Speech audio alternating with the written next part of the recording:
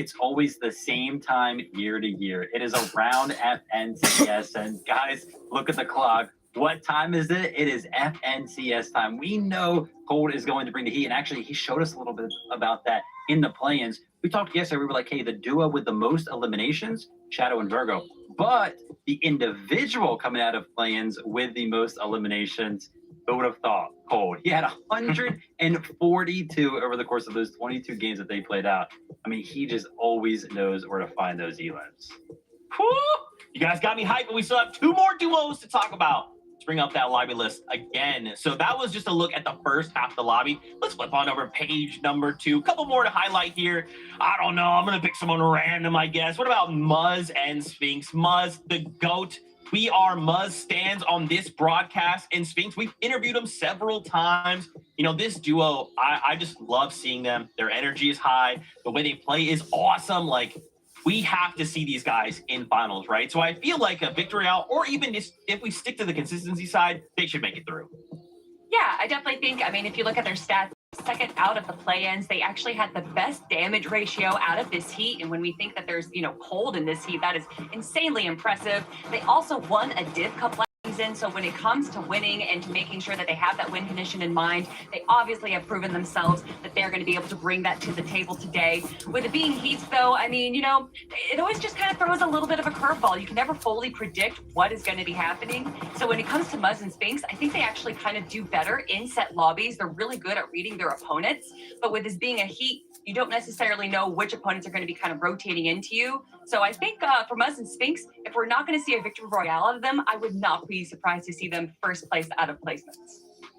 Yeah, I mean, they're obviously going to do well. We were kind of talking about how Venom made the move over here to NA. Muzz is kind of the pioneer for that strategy. He has not moved since. So we know that he has the experience. And speaking about experience, speaking about consistency, this is actually one of like the only few teams, it feels like, on NA that actually stuck together, or at least were teammates last year in a trio and are now kind of remaining as a duo coming into this year. So they have the experience playing together. They have the experience in the game. They're going to do well today. Okay, I like it. I like it. One last duo to talk about. Why don't we bring up that lobby list, and why don't we talk about Kelly's favorite? It's Cooper. I mean, look, guys, Reed's the controller god. Paired up with Cooper, already a global champion, right? They have so much experience between them, and now seeing them compete here today.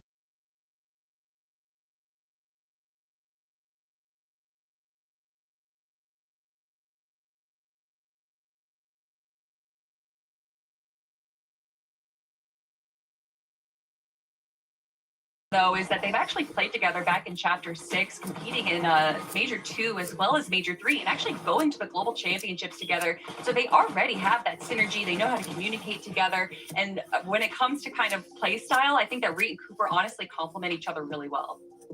Yeah, one of the things that I love about Cooper is, you know, his willingness to go ahead and stream. Actually, both of these players, they love to stream. And that's why I learned a lot of my respect for Cooper, because listening to the comms and how well he communicates, not only like what he wants to do, but what he is seeing to his teammates is what makes him such a good player. So we got Cooper, great IGL, super smart player, paired up with King Peace himself.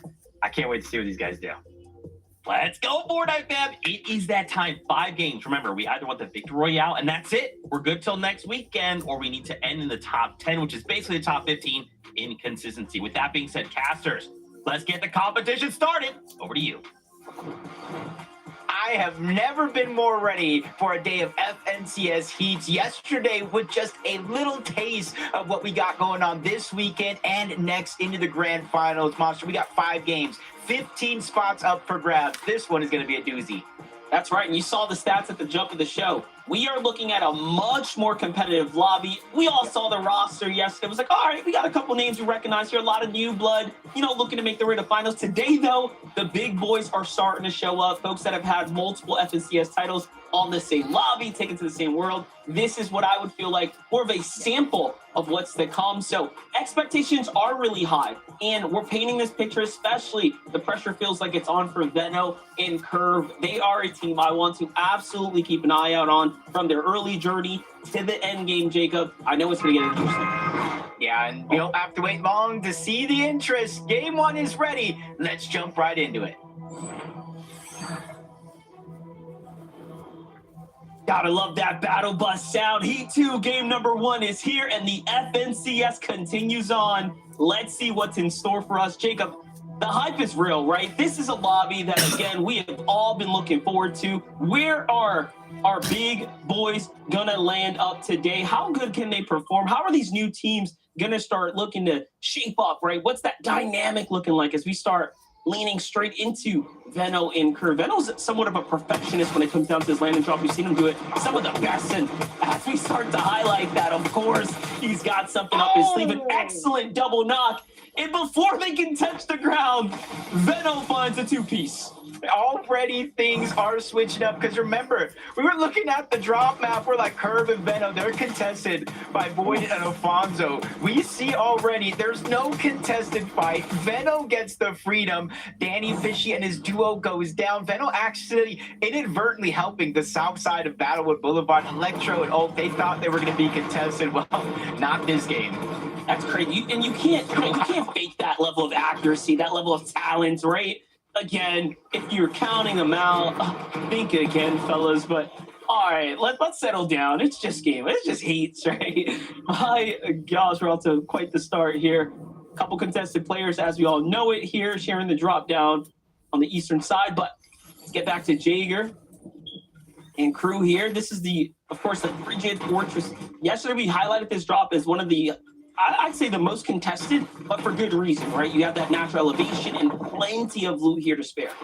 Yeah, I think the only unfortunate thing is you don't get a ton of metal. You actually have to rotate away from the POI. And then because it is so contested, even if you actually get the Frigid Fortress uncontested, you have to worry about everybody else around you, especially if the zone does pull towards the south. As we go on over to Reed and Cooper, north side of the map, uncontested as well. And the interesting thing about this spot over here is Reed and Cooper have the luxury of staying here as long as they want. You already see Reed flying in the sky because there's a launch pad over on this side of the map, the monster. It's not a regular launch pad. I call this one the long pad because on this side of the map, it actually takes you further and farther. And if you combine that with the Flowberry Fizz, you can see why Reek and Cooper have no worries in the early game.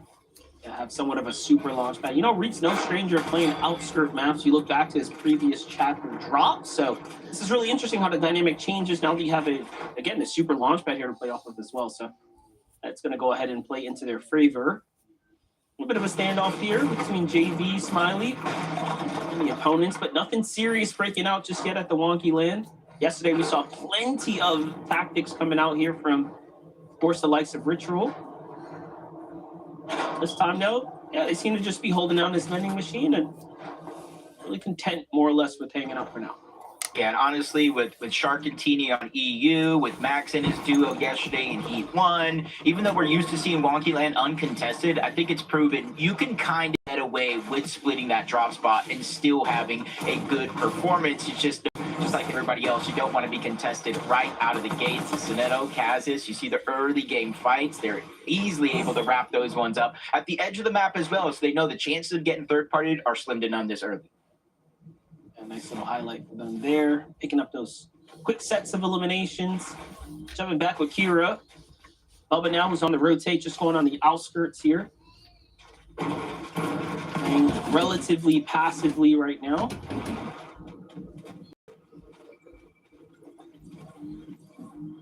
Yeah, this side of the map here where you can kind of see all the way on the southeastern edge. There's two teams immediately contested at two different drops. There's one in the middle at New Sanctuary that's uncontested. But kind of as I said yesterday, New Sanctuary, even if it's uncontested, getting out of that POI, that's what's the chore, not necessarily looting up. So continue to see how that one goes on as Frigid Fortress.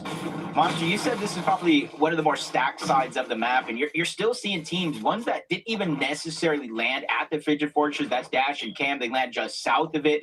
The loot there isn't necessarily enough. You have to create some sort of loot path so you can get the rest of your loadout. And that's why you see Dash and Cam not only floating around their actual spot going north, they see blanks with their surge tower there, so they don't want to continue to rotate in that direction. So that takes away one of their options. And you can see them just looking for scraps there. The material count showing that they are still also likely in dire need of metal. Threats and Veer not having so much of the same issues here on the western side of the Riptides.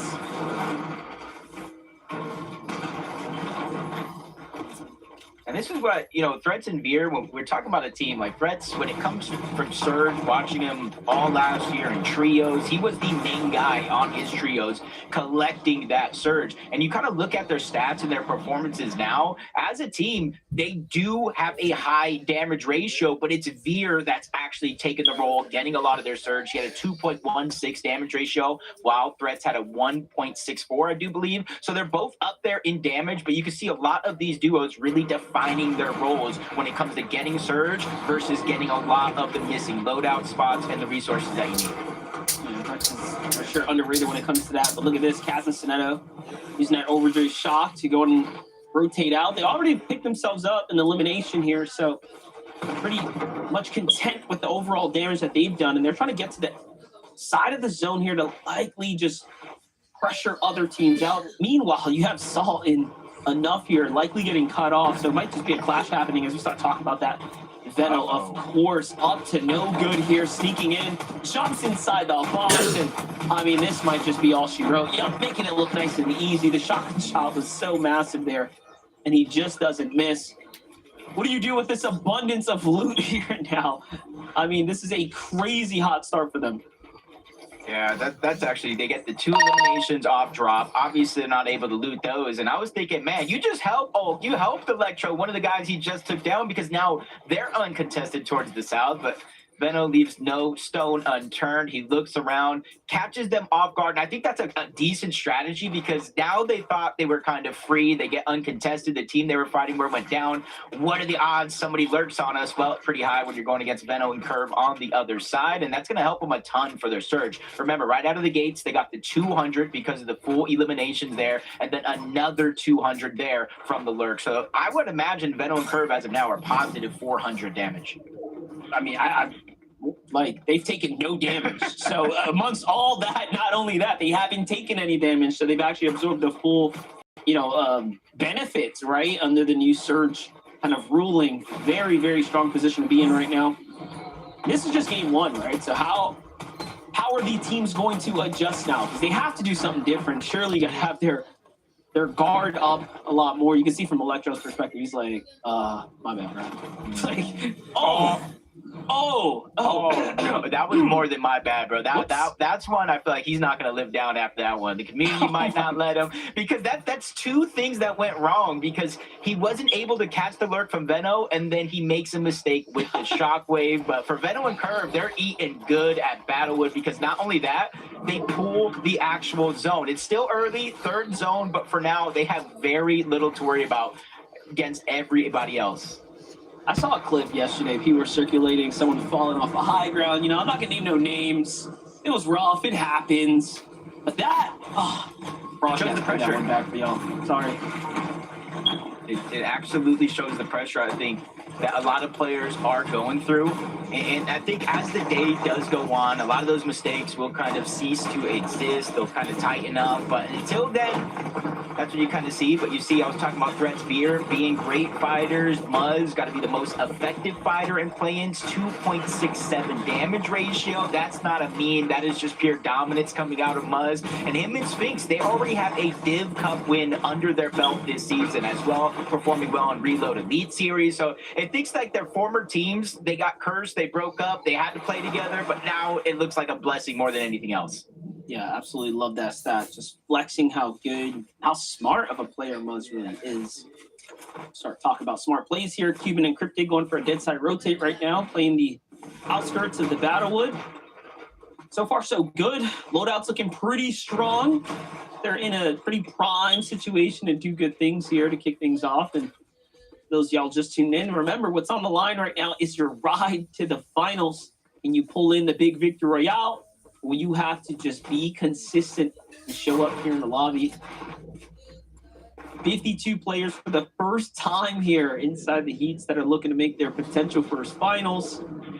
You love to see it, but it also just flexes that what feels like basically the bulk of the lobby, right? The other half of the lobby has been here, has done this before. Down underneath through the tunnels. It's an easy way to rotate without being spotted up above, but you have to be careful. You never know if somebody else is lurking underneath in that tunnel, especially since you can hear the footsteps from above you. So right now, for Accept, his duo, they're able to get the inside vaults underneath. I forget what it's actually called, but you kind of go through these tunnels. It unlocks one of those little things that you can pick up, and then you take it there to get the legendary chest. And it's one of those things that you have to go in and out of these tunnels in order to get spawned on the map. I like how they understand too that, hey, we got to be really tactical here. And look, it ends up paying off. This is a team that's not as cautious as them, and this is exactly what you need to look out for. And this is what Flying and Accept we're trying to not have happen to them. You know, I was going to call out the fact that they're spending a lot of time right now in the mid game with not a lot of material. But hey, who needs to farm when you can go ahead and get an elimination, eat up just like that? And that's going to bode very well for their surge overall as well. That's exactly what I'm talking about. You can't get caught underneath, especially if a team is already lurking. As the game goes on, it becomes more and more of a no-fly zone, so to say. They're 196 above the damage threshold. So for this zone, they honestly don't have to necessarily move. Yes, they have to get to zone, but don't have to worry about surge. Cooper, Reed, they got a little bit of worry in their minds. 122 above the damage threshold. Reed looking like he was going to get aggressive there. They got some early damage on that team, but you can see the zone is pulling towards the south. Even though there's not too many players around of the third party, as this game continues, that threat will increase. I like the instant response there by Reed playing alongside Cooper. Whoever made the comms to double back there, playing in sync, which is what's most important. Even now, though, there's potential airdrop down low, but full focus here on getting their material counts back up and stabilized. Meanwhile, have Yex and Ducky here, just below the surge right now. 69 damage below. Plenty of potential opportunities to take a fight nearby him, but only got a couple seconds to make a move here. It's going a bit back and forth here as other teams are already looking to engage. Yeah, you can kind of see right now, 45 above the damage threshold. They're right there next to zone. But once we go into the next phase of the game, that Storm Surge, they might be under it. So they need to start being proactive to try to get that damage. For now, it's all fine and dandy, 45 above. But that's why you see Ducky getting aggressive, trying to take control of the pieces that we can fire off from above. But since they're at the edge of zone, they can look back. They see so many other teams that also still have to make their rotation in. And with the overdrive shockwave grenades being the primary mode of rotation, there's going to be so many chances for them to accumulate that damage. Got to continue to be flexible here. Get the damage. Landed tags. Don't miss out on any opportunities. Starting to jump in with Hound. Someone we've seen time and time again. No stranger to these set lobbies right now. Looking very, very much solidified. 368 damage above the threshold. QT's in. Meanwhile, Muzz and Sphinx. A bit low on shields right now. They've gotten into a bit of a skirmish. However, they are positioned relatively finely on the overall damage here. Already turned the lobby back against Cube's duo there in the distance. Kind of seeing the south side of this zone becoming more and more stacked, maybe even the east side as well. That's where it was already open up. And it's opening up more so on the north and the western side. So if you're ready to take that risk, you could try to grab some open land where nobody's there. That's going to be stuck here with Muzz and Sphinx. At least them, they got almost 400 damage above that threshold. One less worry in the back of their mind, but 79 people still left alive. You said it yesterday, sometimes the game ones move a little bit slower than the rest of the day. Yeah, normally on NA especially, that's very, very relevant, right? Like, that's a relevant take. Today, it feels exactly like that. You know, this is what I expected out of Heat 1, given how many newer names were kind of showing up. Heat 1 was moving, I'd say, fairly fast for what it's worth in Game 1, but Heat 2, much different, much more traditional pacing here. This is not looking too hot right now for Reed and Cooper, though, who are under the surge right now. A couple tags there are going to buy them a little bit of relief. This is going to be a critical opportunity now to find some tags to get just a few to stay in the game here. And even just these couple seconds, like even those couple seconds is super important. Look at this. Muzz, Sphinx, uncharacteristically finding themselves way below now. They were already desperately exchanging heals just in the fight before this. Now forced to dig deep once again here. like this is something we saw yesterday, honestly, from Majors, from Ritual, Rise, Curly, teams that booked their ticket to the grand finals. They were games. They were in this exact position, below the damage threshold, getting struck by active surge, having to bounce up and down that actual damage threshold. And you can see Sphinx out of heals, 23 damage above. They have to hope on this next rotation they're able to get the damage that they need. If you see that's further and further away, teams already prioritizing their rotation ahead of Muzz and Sphinx, and even Muzz has no extra heals in his inventory, so it's almost a must that they need an elimination here. Yeah, I like the idea that they tried to take out that duo on the side there, but this is extremely sus right now. Again, no heals here, no room for error. Muzz unfortunately didn't land close enough to another enemy there, and he's just trying to trail behind Sphinx. Oh, uh-oh. That someone shockwaved him out. Sphinx gets sent out to the side there too. This is really rough. Yeah, solo shockwave from Sphinx. Send Muzz flying back a little bit. He goes down, sends him further below the damage threshold. 3 more ticks is all Muzz can really take here in this situation. 1 more already down. He has 3 extra HP. Chris and Drew are there. You see him leaving the extra meds. He's saying, hey, if we're going to get this elimination, you're not going to get much for it. And he's just making sure to deny anybody those extra resources if he's going to go down anyway. Yeah, no free handouts over here. That's a competitor through and through to the very end. I'm looking at this wide eye. I was just about to say Veno is in desperate situation here now. Very low HP, but seems like he's managing to bounce his way back. Having to use the chug jug here. Curve on the lookout right now. Damage looking good for the duo. Taking a look though, no one's really situated position up for high ground. Acorn and Bolts might be the first to take a stab at it here, but big damage coming in now. This is gonna be bad for Bolts and Acorn as well. What's going on? Also below the surge. This is not looking good. You hit the nail on the head. They are so far below, and even they are out of their extra heals. This is desperation mode at its finest. One more tick. Bolts goes down. No knock. Straight eliminated. Acorn is able to use the Flowberry Mist while he gets above the damage threshold, but he knows his job is not done just yet. He elevates himself high. This is going to be his best chances to get surge, but other players shockwaving by. Land a couple of more shots. No extra heals for Acorn means he needs a miracle of an elimination here. He's got some mats to work with, but can he find a siphon? This is going to be very difficult. I love the confidence that a play for high ground, right? This is a real veteran move to say, you know what? I'm super low. However, I got materials. I got to play for my best advantage possible. Let's commit to high ground. Zone ends up pulling somewhat not too favorably here. He's going to have to bounce his way in, and nope, he gets caught in the play there. And just like that, big names falling very early here, and you know, anything can happen. Talk about that passive you tend to see in game number 1. Hey, it plays out even for the best of us. Yeah, everybody kind of falling. 2 Storm Surges getting dropped down, even Eulogy's down here. He's hoping to out-heal it. He does have the Fizz Med Grenade, so that way he can drop it down. That's at least 100 more shield, but he's so far below that damage threshold, he either has to make a huge risk trying to get into a box or hope to survive it with the heals that he has, and he's choosing the latter. Even Cold on the other half, along with Rapid, having some trouble with the Storm Surge. They finally get ahead, but is it too late? Because now Cold is stuck on the outside of the zone, separated from Rapid, trying to find his way back. If no elimination so far, they need to start putting the pedal to the metal, or this opportunity will escape their grasp.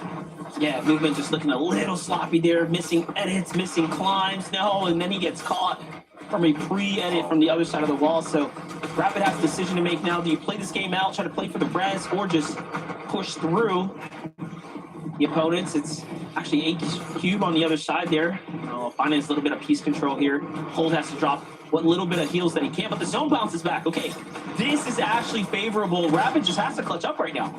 Yeah, he's going against a whole duo trying to break into the box. He's had so much time here to try to get that revive. It's just a fly out of picnic. They're trying to get his food. He just keeps shooing them away. Finally, he's finding success. He does have the med kit as well, but the zone is now creeping up on Cold. He does not have the HP to take too much damage. You got Teeks here, along with Nails going underneath. They have an opportunity to try to look back and catch somebody off guard because they are in the front side of the zone, but they are quickly running out of materials.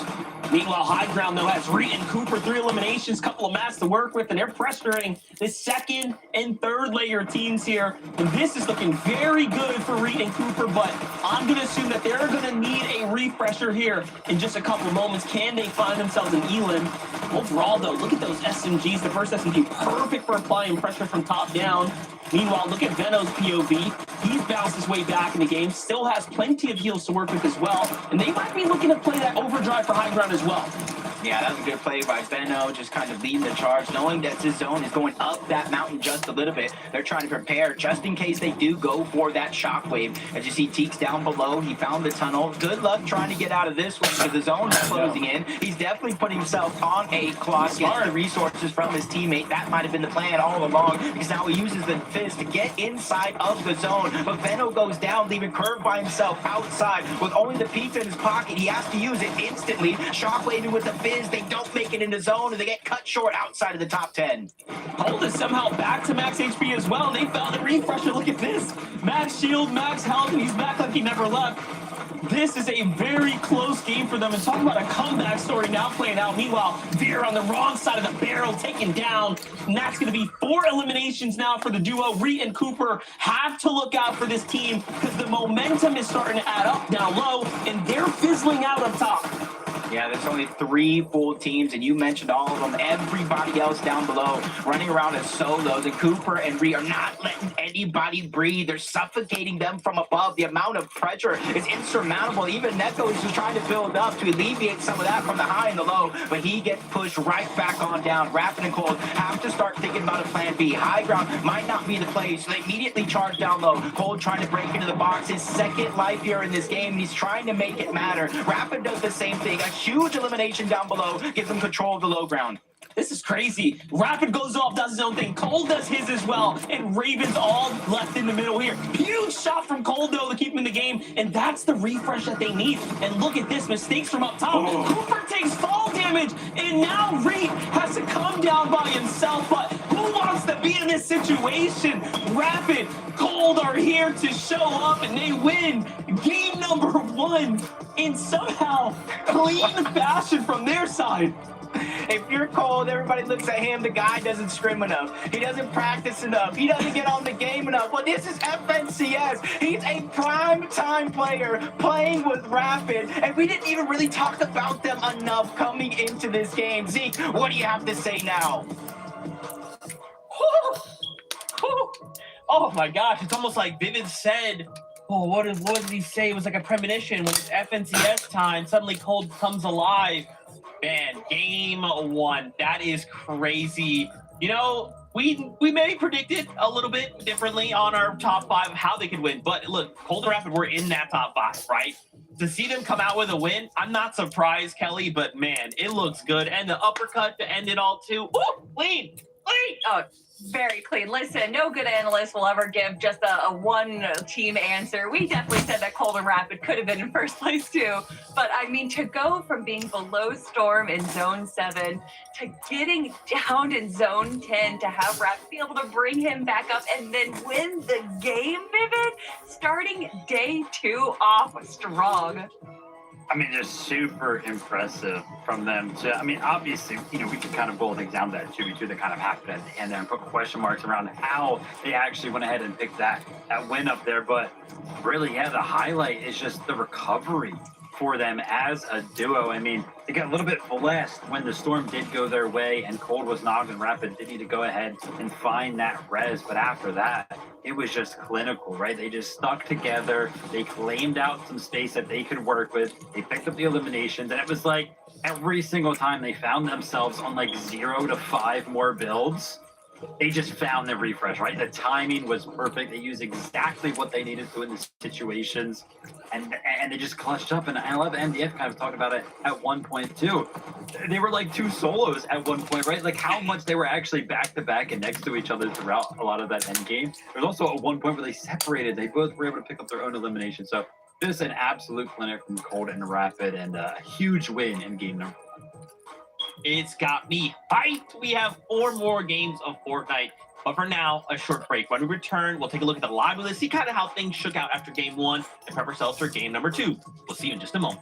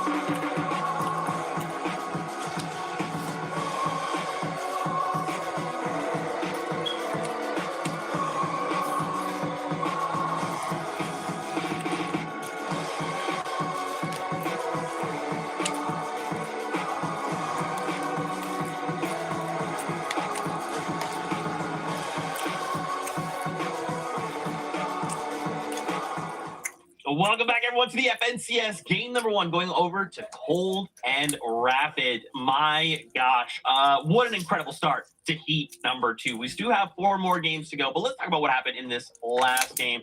Of course, we'll take a look at our live list in just a moment and kind of talk about some of the duels we saw perform here. I think we should probably talk about Reed and Cooper. Some crazy stuff going. Do we need to? Check, follow social media. Maybe you'll see some crazy things happening. It seems like maybe something transpired in the end game there, but we'll get to that. Let's talk about their performance leading up to that. They look amazing, right? Like, they look really strong. There were some kind of touch and go moments in the game, Kelly, but like being below Surge a time or two, but it's just game 1, Kelly. Everything's fine. I mean, actually, Reed and Cooper, compared to everyone else that I was watching, a lot of our big teams wasn't having too many issues with Storm Surge compared to everyone else. So to see them be able to use that and then kind of turn that into a height hold from all the way from zone 9 to the very end, and then just a simple misplay. But that really does spell what the FNCS is that you can play everything perfectly, and then just one little misstep pivot could spell disaster.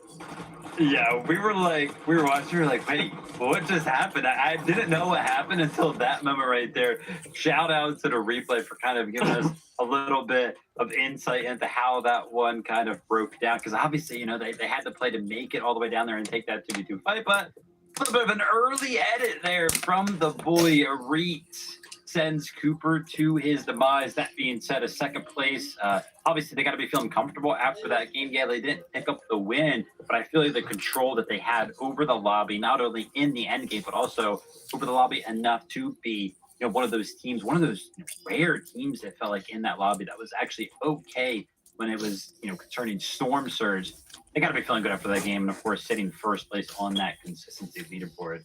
But another one of our teams, Kelly, we were kind of coming into the show today, coming into the games today. We were expecting them to do well, maybe expecting them to win one of the first games. Got to be Veno and Curve down there in 9th place. And specifically, this is one of those teams that was struggling with Storm Surge in that mid game.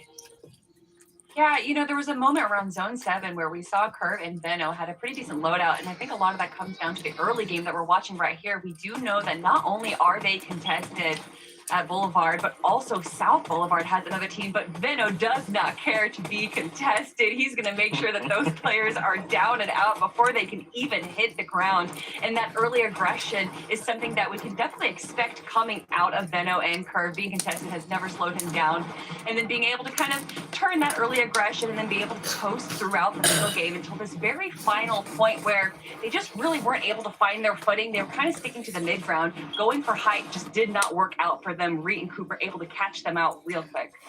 Yeah, I mean, tough break for the duo there. They had the play, right? We've seen that exact play made so many times before by different teams, even by themselves. But hey, shout out to Reed and Cooper right there for fighting that one off and being well aware of that possibility. They kind of deserve to hold height after being that well aware of something like that. Crazy stuff. Let's talk about Acorn and Bolt as well. We kind of found ourselves in a little bit of a precarious situation there at the end. Acorn kind of flying solo, but again, guys, this is just game 1, right? There is a meta within the actual tournament itself. So even though we had a little bit of kind of crazy end game, everything's fine. You still have 4 more games for them to perform. These guys have to get that win, right? Are we seeing any issues happening at the moment? I mean, 7 below, Kelly? So a lot of our top teams were below Storm Surge, and Acorn is a very calculated player. He'll look at the lobby and he'll look at the map and kind of plan around teams that are landing near them, his rotations. But when it comes down to heats, you don't really have that much of a plan going into it. You don't even know if these teams you're going to be competing in the grand finals. So it's not too surprising for me to see someone like Acorn and Bolts not have kind of the standout plan that we've seen from Acorn before, because this isn't what he's building a plan towards. If that makes sense. It was actually crazy. They were set up pretty well that game, right? We kind of tuned in with them before we got to the later parts of that game and kind of like where we saw them go down, and it looked like they were actually pretty healthy off, but they just went for one little rotate. They took so much damage that Storm Surge ratio, it just absolutely depleted, and after that, way too hard to recover. So yeah, I mean, guys, let's talk about this for a moment. Storm Surge is kind of a bit of an issue right now.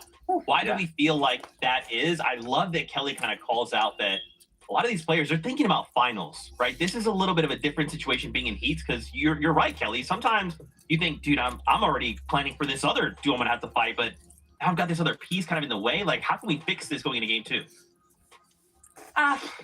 I mean, if you're Veno, you have teammates land near you. You can just get the damage on them early on. But Acorn and Bolt are going to be uncontested. So maybe rotating early, trying to find some teams that might not have necessarily great rotational plans to just get a few dinks on them. But I don't know, David, what do you think? Just gotta do better. Not get hit at all while you're on those rotates. I don't know. It's really tough to kind of figure out this storm surge. Right. That being said, this is the first time in an FNCS that we've actually seen this storm surge. So there is going to be a little bit of an adjustment period for some of our players. But yeah, I mean, classic. Just do better. Just do better. There we go. Listen, everything's fine. No one freak out. That was just game 1. It is time for game number 2. Let's see how some of our players bounce back and prepare themselves. So, casters, take it away. Thank you, Zeke. And yeah, I couldn't agree more. I mean, this is a very new setting, right? We talked about the lobby difficulty jumping up here, Jacob, and it seems like we're watching that play out in real time now. Yeah, and there's like a little bit of a point like threshold you're aiming for. 145 yesterday was the point threshold for heat number 1. It may not be exact today, but at least you have a little bit of a goal. And when you're looking at the teams, Reed, Cooper, even though they didn't win that game, they're halfway there. So mistakes may happen. But with 4 other games left, there's plenty of time for them and everybody else to kind of fix these mistakes and get on to the next one because game 2 is ready. So let's just keep the ball rolling.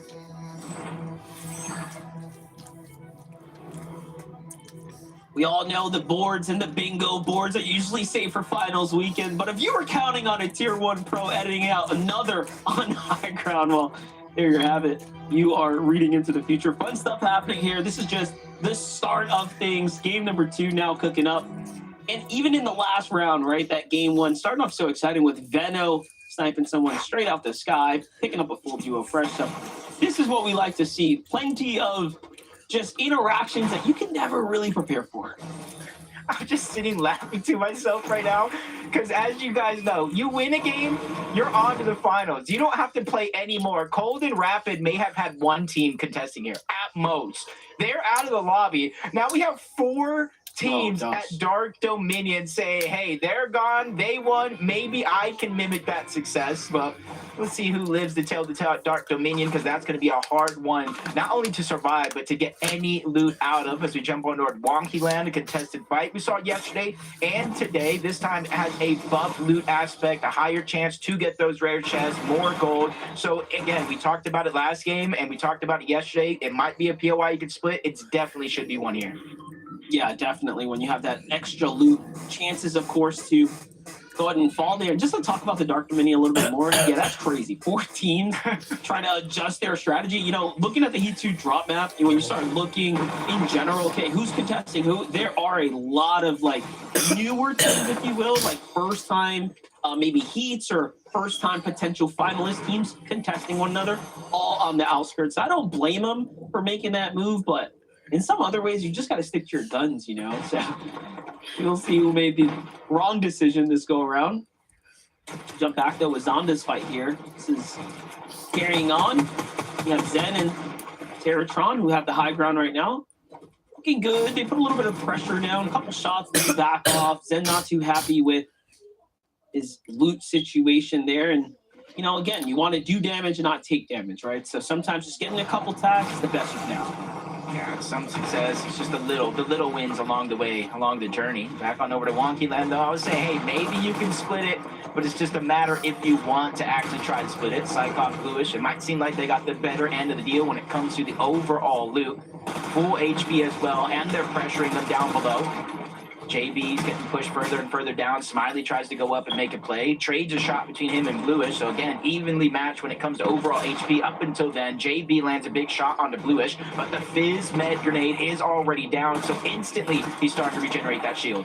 Nice Cyclops situation here, but like we talked about, already wasting some important heals. They just go all in. Cyclops finds the bigger tag there, but Smiley gets traded out in the exchange. So this is a 1-for-1. But no, Bluish actually barely holds on there. You can see they don't have extra heals, right, to bounce back. So they can't make a mistake now. Especially with the Chaos Reloader. Both of them are just one pump away from going down. But It jumps out in the open. Cyclops Blue is, hey, sometimes you just got to go ahead and take it. Use our numbers advantage. He could only down one of us at best, and they take the risk. It works out, and they get the rest of Wonky Land by themselves. Just a matter, do they know the rotational tricks using that wheel there? Because it doesn't matter how far the zone goes, they'll be able to catch up to it. Yeah, I'm just thinking like he could have chose the other team, right? Unfortunately, who has like 10 HP total. But all good. Win the Wonky Land. They should be set up for success. Meanwhile, in the feed while that fight was happening here, yeah, you saw Venno find his elimination here at the Battlewood Boulevard. They rotate in. They make quick work of that duo. And then another as we kind of blink away, coming straight south here. So, all played for them. That's literally everybody that landed at Battlewood. They did it last game, and they did it again here in back-to-back games. They want Battlewood to themselves. Like, how much loot can you possibly take with you? But with the zone kind of moving up, you know, they're going to probably try to go to the north side of Battlewood Boulevard, set up on one of those mountains, unless the zone keeps fully north, of course. But a hot start for Venno and Curve. And I got to give a shout out to Mom and Pop Curve out there that probably has him up on the big screen. I love when parents support their kids and their dreams, and Curve has all the support in the world. That's awesome. Definitely want to see some screenshots up on the timeline here later. We'll see. But for G Monster, Magma right now, hot in the mix here. Very healthy and somewhat dominating this engagement right now. Got Aim and Hound on the run big time here. There goes the splashes. Crucial heals coming out already.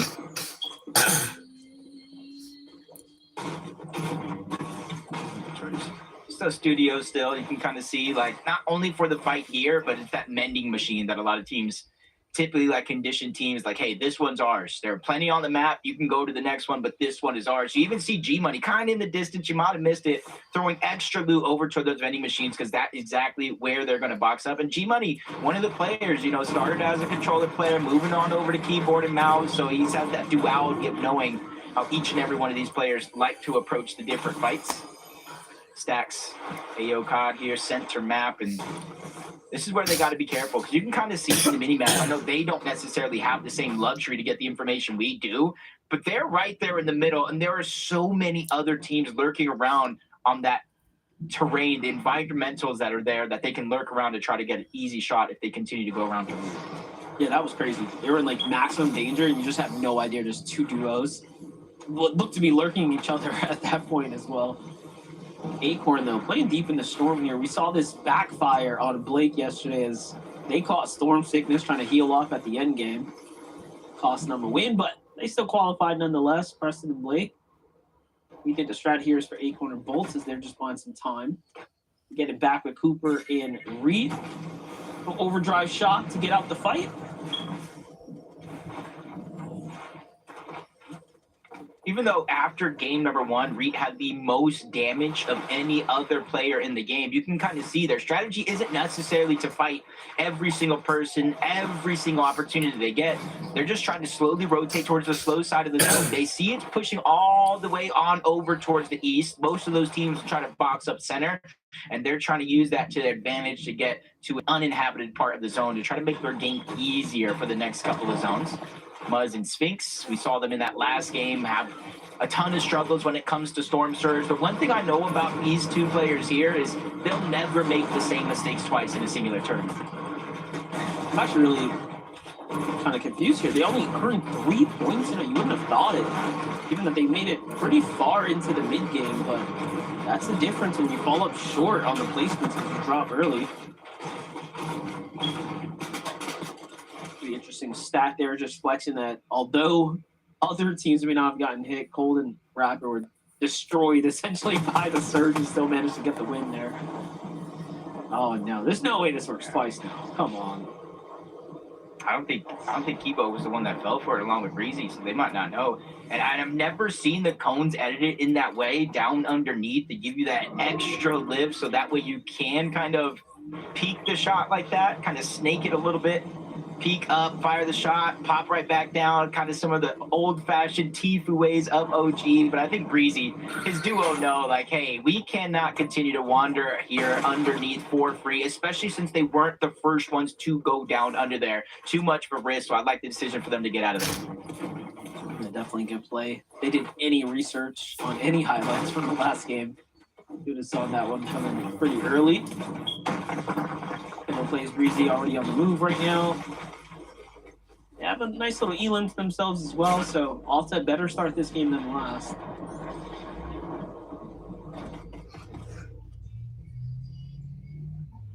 Got to be careful rotating in the open. Even if you think it's safe, there's so many teams either set up in bushes, surge towers, or anywhere they can find inside of the zone.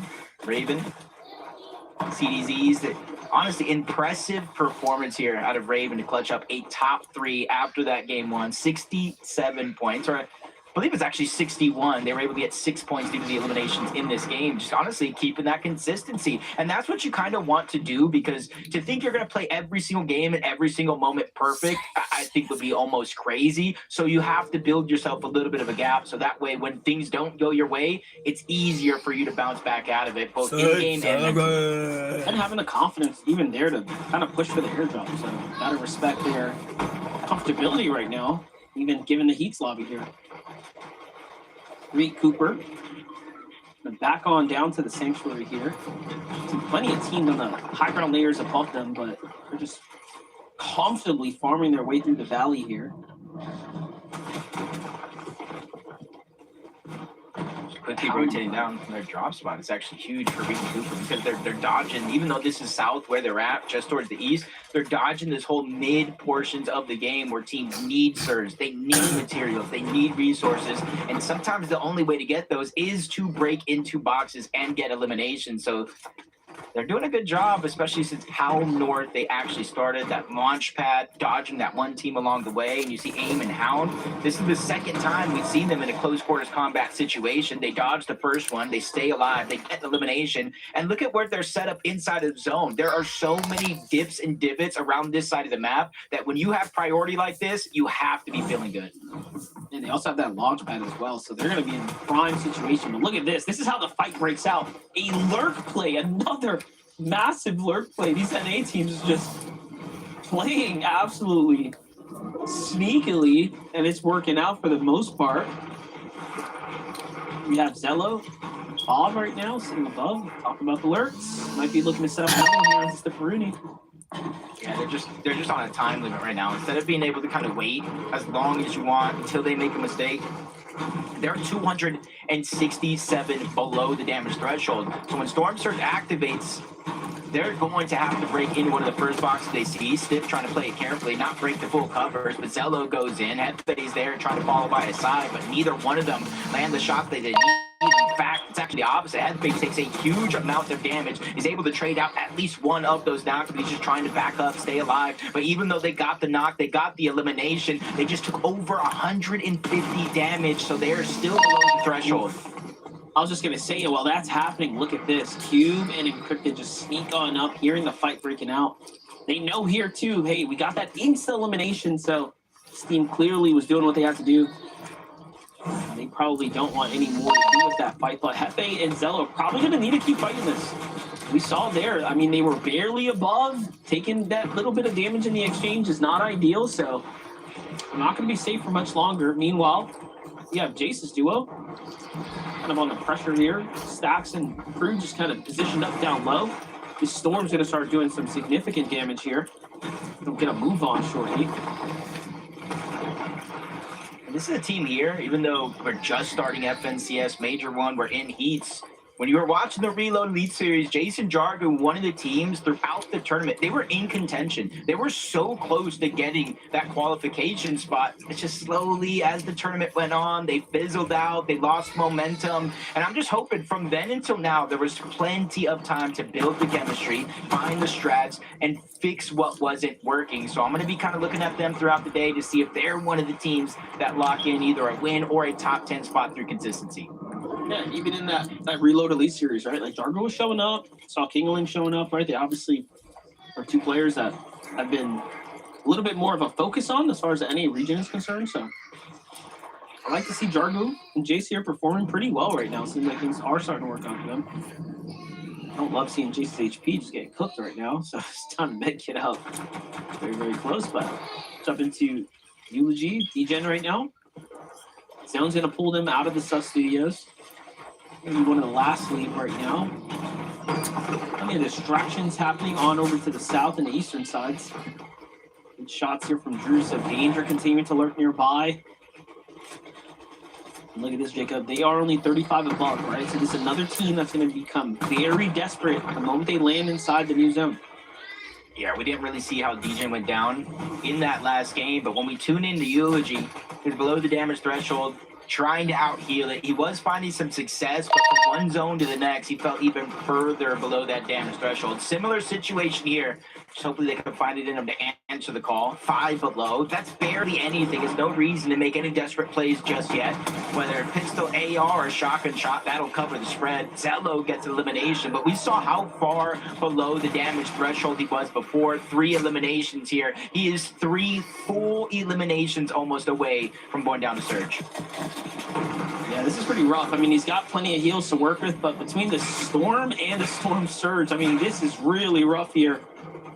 Forced the Chug Splash now, provides a little bit of relief, but he's really trying to wait this one out. He didn't want to leave the loop, but I think he's recognizing, hey, the math is not mathing. I gotta go. I cannot sit here in the Storm any longer. Now it's active Surge, no, so it's just got harder for him. Too. Yeah, the other side, 473. They're not even giving him time to pop the minis. Reed and Cooper probably being the leaders of that spray, but it gets cleaned up by a whole nother team. That's success for Reed and Cooper, though. That's one less team they have to work through here in this game. Jason Jargu, we talked about their success, and if they can carry it over here, they find another elimination. And we're already seeing early in these first 2 games of Heat number 2 that Storm Surge is truly impacting so many teams in this lobby. Like that, so the insta shockwave there, land on that loop, secure the elimination.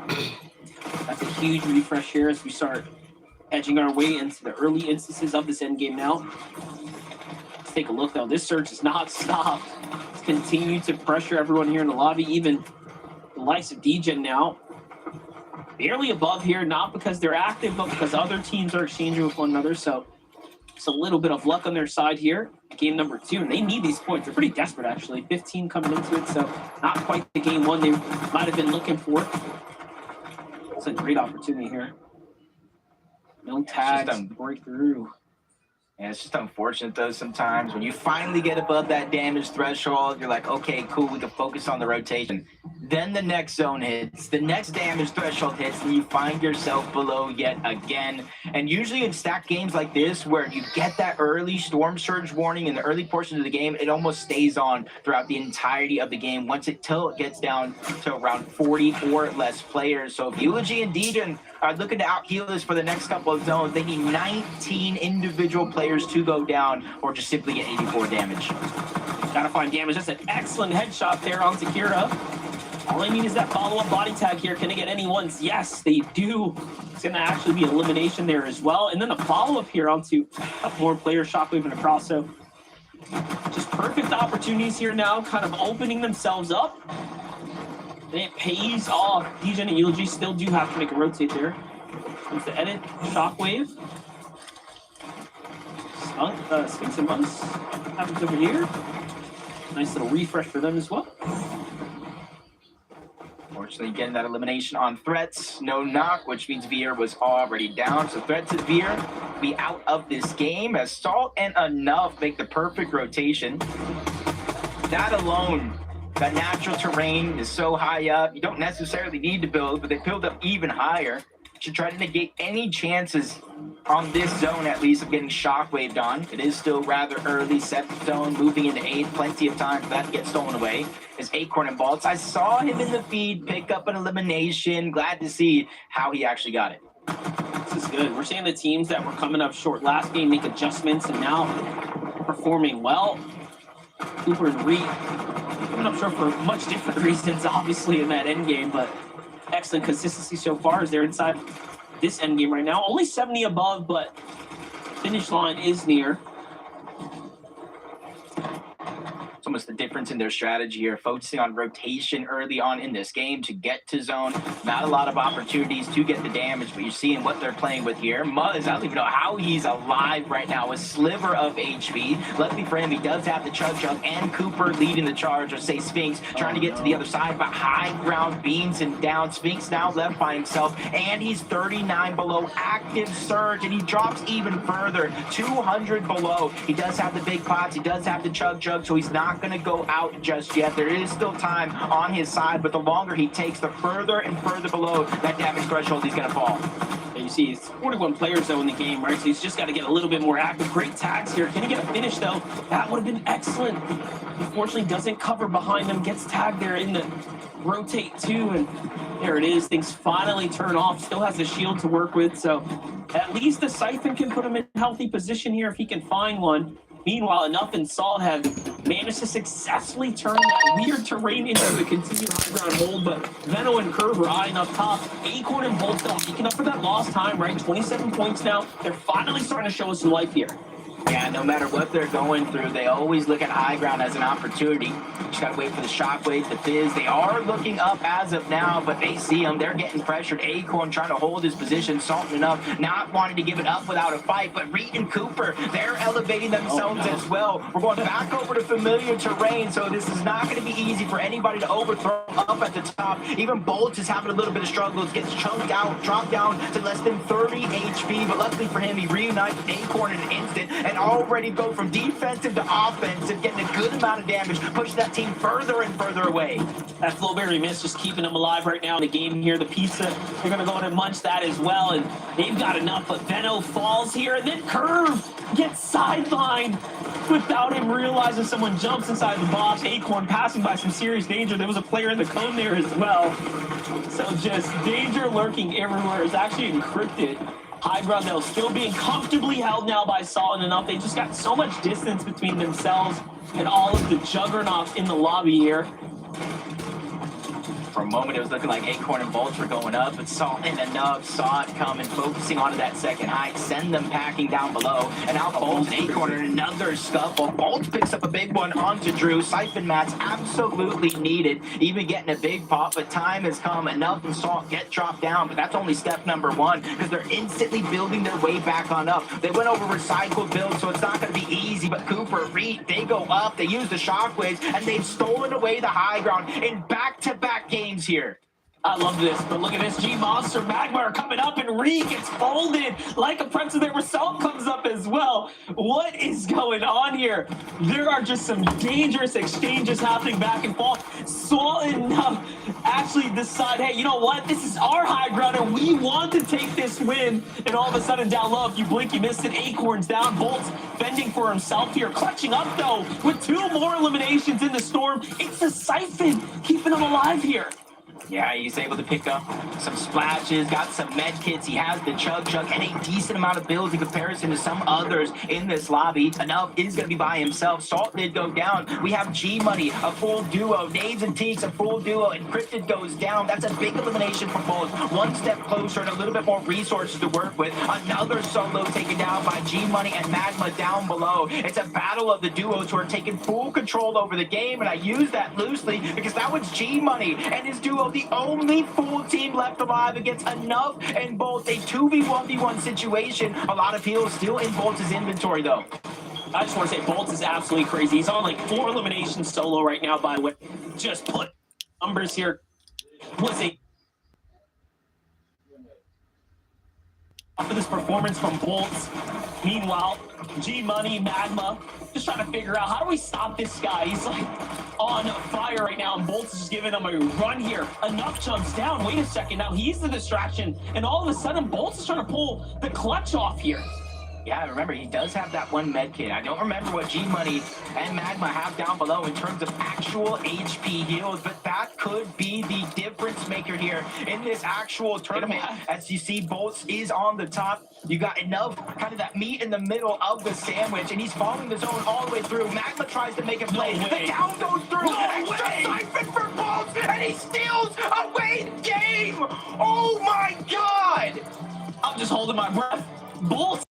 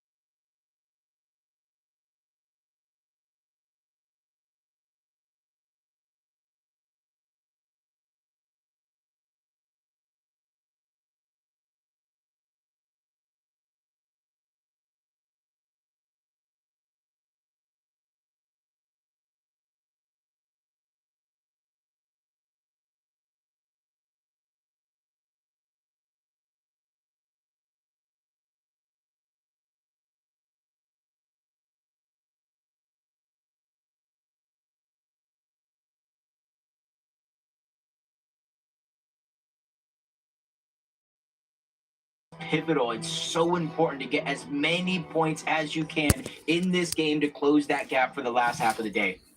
Yeah, we haven't even been focusing outside, of course, on who's been consistent so far because these wins have been absolutely explosive. Game 1 was a huge surprise. Game 2 was an even bigger upset, right, with Bolt's performance. Like, at this point, I'm just wondering what's going to happen here in game number 3. But let's look at the Dark Dominion. Last game, we had 4 different duos here. Things have seemed to temper down a little bit. Now it's just 3, more or less. We have Void and Alfonso, Lords' team, and then Kira and Bubba. I'm just wondering who up top, did anybody take Acorn and Bolt's spot? Because honestly, anytime I ever seen Acorn and Bolt be contested at that top mountain, they've just absolutely dominated teams in everything from scrims, eval cups to FNCS itself. So now that the spot is open up, maybe a couple of other teams are like, hey, we'll try our hand at that. Some people were even last season looking at that as one of the best drops in the game due to the wingsuits. And now that it's changed, it's kind of being owned by Acorn and Bolts. They finally find success there here early on in this tournament. Benno and Curve, we saw them in the last 2 games. 2 games, Monster, clear out Battlewood Boulevard single-handedly. This time around, it doesn't look like they got those same opportunities, but I don't think their aggression is going to slow down at all. Yeah, you say single-handedly. I'm thinking almost instantaneously. Every time in the last couple of rounds we tuned in, it was all done and done, but it seems like teams are being a little bit more cautious here. But then, as Diego gets deleted there, tries to roll to safety, doesn't quite work out. Unfortunately, suspects up to the side there, finish things up pretty quickly here. Seems like they had a little bit of assistance from some teams in the distance, putting some shots in. Stacks, Mayo. Just easy damage for them to start to accumulate that surge. I know you spoke about it briefly, is sometimes when you start to take those fights, it's not necessarily for the eliminations every single time. Sometimes a win in itself is 20, 30, 40 damage while not taking a single point yourself. So jump on board. Frigid Fortress, a lot of this fight throughout the first 2 games has been kind of split. They go their separate ways. This time around, it looks like Fishy and Jaeger looking like they actually want to take control of Frigid Fortress itself. They don't want to be the one splitting and having to look elsewhere on the map for their loot. Yeah, I will say I don't like the spot that they've landed themselves in right now. I feel like they are absolutely limited on the amount of material that they have access to, and you can see it's reflecting in their loadouts. As you look at Mako and Blanks here, were they considering actually chopping out the entire foundation of this tower? Possibly, but now they're looking for a little side angle here. They're probably just giving Jigger what they want, though. They're bringing the fight up to them. That's kind of a brave move right here from Mako and Blanks because they're fighting from the low ground up, but you talked about the limited nature for Jaeger and Pushy. You see they have no extra heals. Jaeger barely has a sliver of shield, but he's missing HP, so that kind of evens out. They're at a huge disadvantage here in terms of loadout materials and overall resources. The longer they stay stagnant in this position, the harder it's going to be to make something of this game. See on the side here, I know I'm flying and XF continue to try to lurk. The last time they almost caught Alfonso and Void on the other side. This time they come up a little bit closer. It seems like they might have anticipated that this team was going to get close. Double shotgun opener there. That KL shotgun hit so hard as well. And you can see it was 120 damage done, but the counterfire from Void was very effective there. Force the splash here. It's all applying here. He hasn't taken any damage, but Void's still dangerous. Yeah, hops into the box the first time.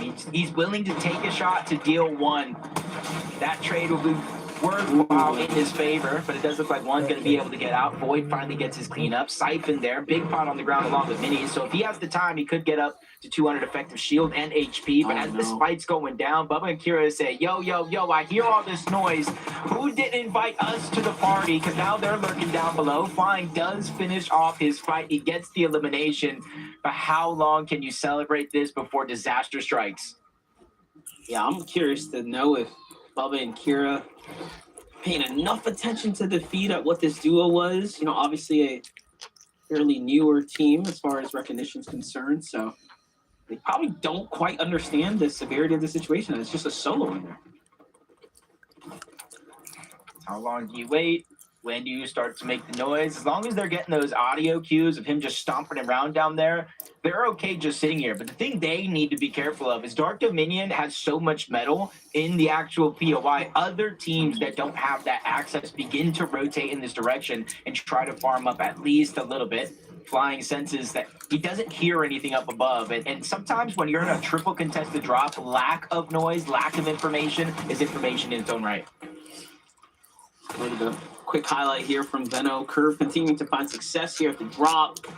Zen Monsta finished off instantly. Titron as well. A quick follow-up there. Curve and Veno just flexing their ability to fight as a duo. Definitely impressive.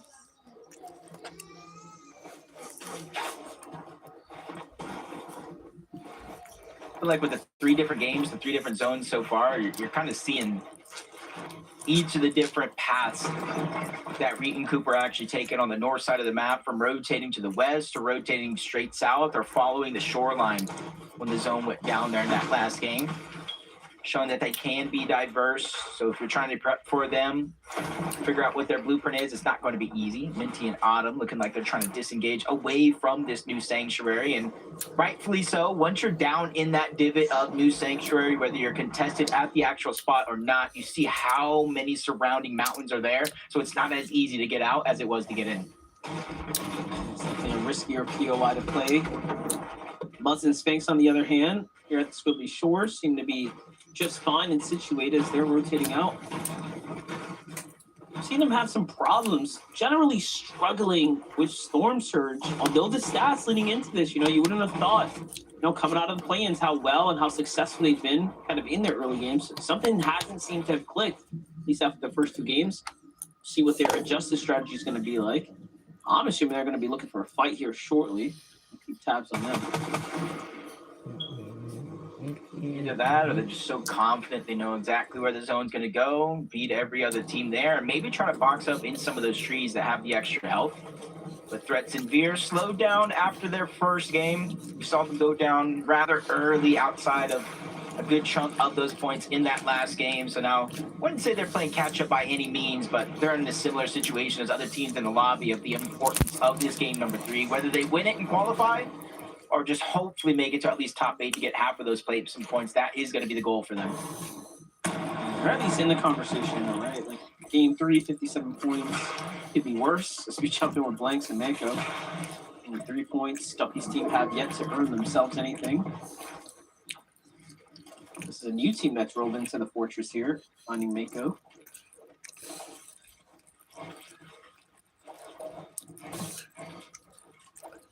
One of the teams, I talked about the difference of Frigid Fortress.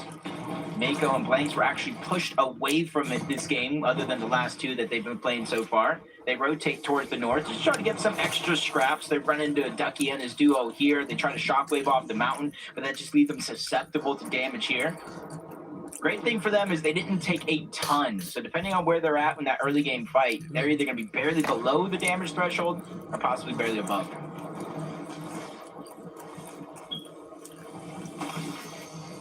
Sneak Zoom right now, just kind of hanging out. 2 elims for them, so they've won their contested drop off the gate. Let's take a look at how that all played out. It's a quick and easy pickup there. Bad shockwave's going to leave Cube exposed there.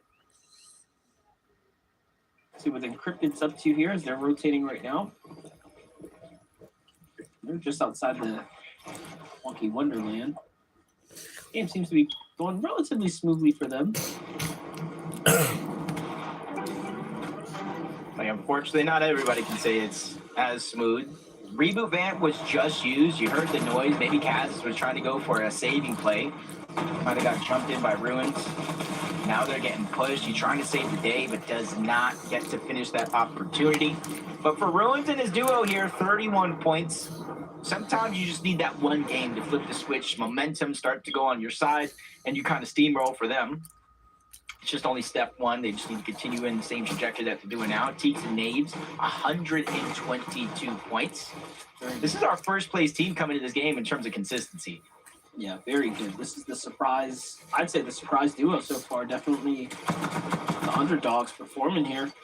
There's a couple other dogs up there as well. CZ and Raven, you see, just hanging on behind them. So both games, game one being the stronger for Ravens duo. That third place was for sure impressive, but following right up behind that with another end game. Speaking of which, we get to get a little bit of a perspective in here at the supposed to be the Dominion. Again, all that metal to play with. Puts you in a position of strength here, Jacob. And Reeton Cooper in the distance, using that big launch pad with the fizz from Latte Landing. They can kind of land almost anywhere in the center of the map, even further, depending on how they play their cards. And I got to imagine it was out of render distance from Raven, which is why you didn't necessarily see him take shots in that direction. It was Degen, Eulogy. This is the team right here, 62 points. They're performing decently well, but their biggest problem of the day has been Storm Surge. They're 223 above this time around. You can see they have taken Acorn and Bolt spot after that last win. They're just hoping to be able to execute it just as good. Yeah, Blanks and Mako have the high ground as well. But some big pressure here. Degen trying to get to the launch pad. That's not going to go well if they hit that here too soon. Let's see if they got to go for the fight.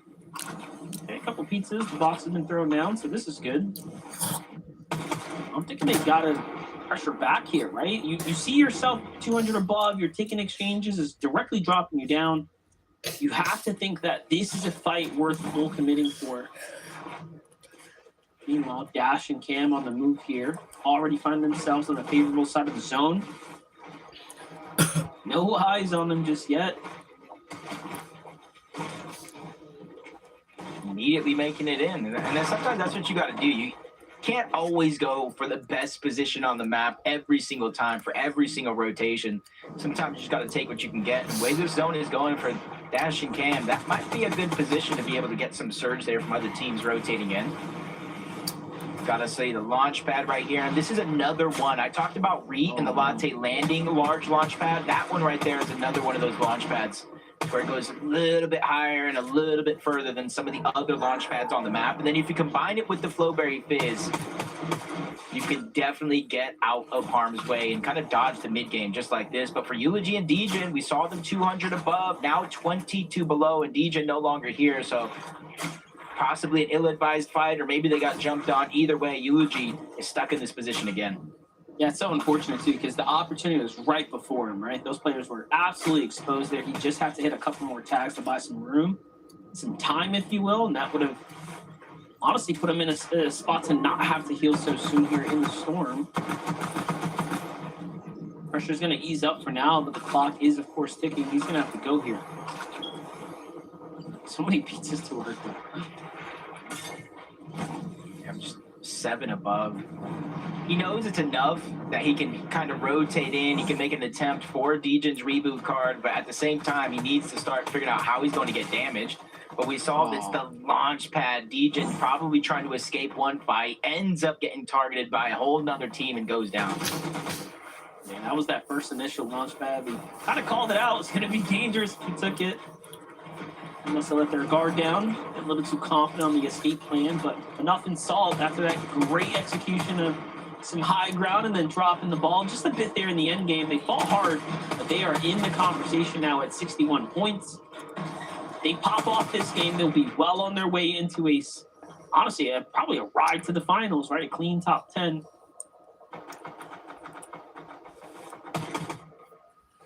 So where we're seeing the difference between last Heat yesterday to where we saw Agers, Hobby's team. We saw so many of those juggernauts that you'd think would get a win go through the consistency. Now that the opposite is happening here, we're actually seeing some of these up-and-comers, these players with the potential to pop off, actually being able to show their hand here at the top of the leaderboard.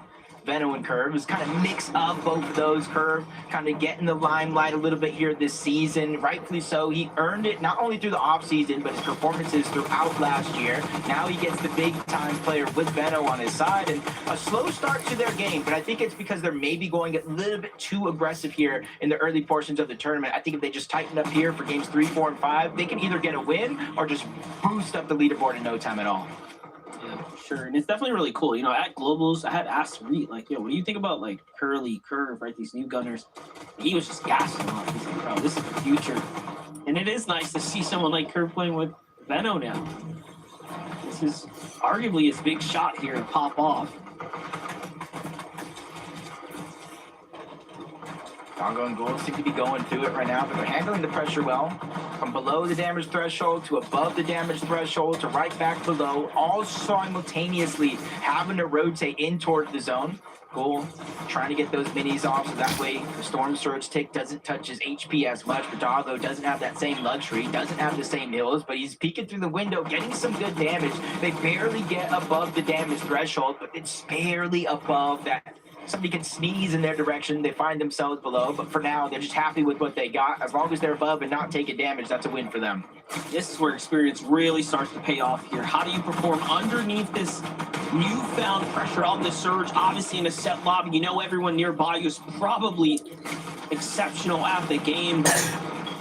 This is where you got to hit your shots to see what Autumn's got. He's bringing the battle to the opponents, and no, they let their guard down. Small mistake there, forgetting to check their sides. And Raven and CDZ have continued to show us that they have what it takes under the pressure. They were also just barely hanging on there, but they're the team that steps up and performs. Yeah, and for them to actually get the down instead of everything else is huge, because then Raven and CDZ, they get the knock. That's damage there, and then they clean up the actual knock. That's extra damage on top. And you saw where they were at in terms of Storm Surge. That was much needed for them to stay calm, cool, collected in this scenario and continue to shine as bright as they are as of now. Jump on board Threats and Veer. A little bit more experience and firepower on this team. 400 or so damage above the threshold. Much better performance for them this time around, and it's absolutely needed. Only 57 points. They're behind the curve, but they definitely have a chance to catch up here. You know, we got a great Surge right now, so I think they're going to be in excellent shape here with those overdrive shots as well. So we have yet to see the best of threats pop off in this set lobby so far. Muzz Sphinx playing for the mid to high ground here. Like this play here. This is that boldness. This is the confidence that someone like Muzz needs to put down here when you know that you are far behind the kind of the situation of the overall points, but Cooper and Ree are playing like they have something to prove. Every game, they're also going for high ground. Yeah, probably just trying to get some good practice. Like, I know it's heats. Not every single team is all in the same lobby. You got to earn that spot there. But we know how many of our superstars in Fortnite love to go for that high ground and sacrifice everything to try to make that play a possibility. But instantly, they go from high ground to low. Something new we haven't seen so far in this game, as you see where Venno and Curve pick up their 6th elimination of this game. Multiple eliminations here. They've just been getting busy while everybody else is just trying to survive. Look at this. Someone lands right into the hands of Curve and Venno there. Sphinx and Muzz end up clashing against them as well. So just a little bit of dangerous territory down here in the low ground. I wonder, why did Muzz and Sphinx actually concede the high ground there? You would think they'd want to hold it here because they need to play for this endgame. They need these big position points here. Either way, Lanny in the loadout. I like what I'm seeing here, Jacob. Yeah, top 22. At least some placement points are starting to set in. But it starts to cascade more and more with every team that does go down. Half of the placement points outside of the 1,000 in first place, they do come in the top 10, and even more so all the way down to the top 1, where you actually get that FNCS Grand Final spot, 1,000 points for your efforts. Keys, Stiff, 28 points so far. The chunk of those coming in this game right now, and this is where you start to build that momentum. You start to build the confidence, and that's the most important part going in the second half of the day. Venno and Curve, they're building that confidence as each and every second goes by. But got to be careful. Muzz and Sphinx on the other side, instantly trying to use that harpoon to break through the wood build, but there's still no opportunity there because Muzz and Sphinx are playing very, very precise. I love it. It just takes me back to the original kind of comp days where the harpoon first found its highlights. Take a look at this, though. We got Drew and Chris on high ground right now. Okay, this is teams that are no strangers to set lobbies right now. Like what I'm seeing right now, an early take for high. Now, they don't have a lot of material to kind of maintain this, so Drew going up a couple layers is probably going to come back to bite him unless he can actually find a refresher here. So how can they make the most with the situation they put themselves in? Meanwhile, Sphinx and Muzz in the bottom right-hand side here, just trying to position up, ante up against the teams on the layer. All in all, though, they bounce back into the storm, playing the miss there, and it's all eyes, though, from Chris and Drew. They're just not easing up here. Yeah, they just instantly keep trying to target out second height. That goes from Muzz and Sphinx to Keys and Stiff. While that distraction's going down, Reed gets one and absolutely blasts the other. Back-to-back eliminations for Reed and Cooper. You see why at one point or another, he was the damage-dealing leader in this heat. But that got passed up by Venno after that last game. Him and Curve are finally finding their stride here in this game, but Venno gets dropped down to just a sliver of HP. He needs Curve to buy him time to pop the Chug Jug, and that's exactly what Curve is going to be able to do. Still a lot of skill left in the lobby. This is not going to be an easy one for anyone. As I say that, though, Cooper gets caught on the rotate there, and now it's all up to Reed. Reed's already did it once, but pressure coming from down low as well. Into the box, just no time to breathe there as CDZ and Raven continue to be the disruptors to the veterans in the lobby. Meanwhile, Sphinx's POV not much better. Venno, Curve on the other side, approaching 10 eliminations here inside the top 10. But I'm looking at High Ground too. High Ground starting to gas out of material here. A new team goes up, but Chris and Drew play excellent defense there, and they shut down Evan. There goes a refresh for them. What is going down? Yeah, this is it right now. They're just trying to scrap. They see that they're here on the leaderboard and they can just get the win. They don't have to play for a cushion. He did his job. He got the high ground, but he lost his teammate all along the way. He's feeling just how Sphinx is feeling, but Sphinx is stuck down below. He's in the mud, but he's trying to control the front part of the zone. He's seeing it open up, and he's trying to get himself any nook and cranny that he can hold on to. A couple more eliminations going down as Curve and Venno continue to run wild. 11 eliminations so far. Scratch that. 12 eliminations so far. They might not be the only duo left in this game, but they certainly look like the strongest. Well, you know what? CDZ and Raven continue to fire up. They're heating up too, so this is going to be a big clash. We got the new guard and the old going head-to-head, and look at that. It's an exchange there as Curve now has to step up. Raven is just not going to be strong enough, though, and Curve proves why it's been all support for him here on the NA region. Meanwhile, Sphinx playing the zone here, uses all his pizza to stay in the game. Curve's got potential eyes on him. There's a great right-hand peek, but no! Sphinx calls the shots here, and he ends up winning that exchange. And now, Jacob, it's just a 2v1. I don't know what happened, but when Muzz went down, Sphinx looked at him and said, "Don't worry, brother, I got this." And he's been on a rampage ever since, turning into a solo FNCS 1v1. Huge advantage for Sphinx here outside of the high ground, but it does not matter. Muzz and Sphinx may have had a slow start, but see y'all in finals. Hey, we saw both clutch out. Sphinx said, "Hold my water, I'm coming through too," and he does it for himself. And that just shows you why we were hyping up this heat here. Another game, another fantastic performance. Congrats to Muzz and Sphinx there, Zeke. Ew, chat. Hey. What did I say, Vivid? What did I say not that long ago? What did I say?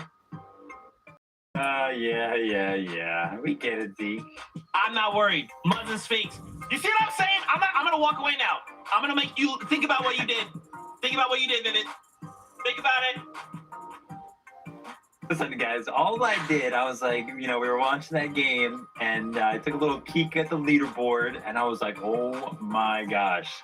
Muzz and Sphinx going in that game, they were 29th place on the leaderboard. They had 16 total points, and all it takes in this format is one good game, but after those first two games, it was not looking good, and wow.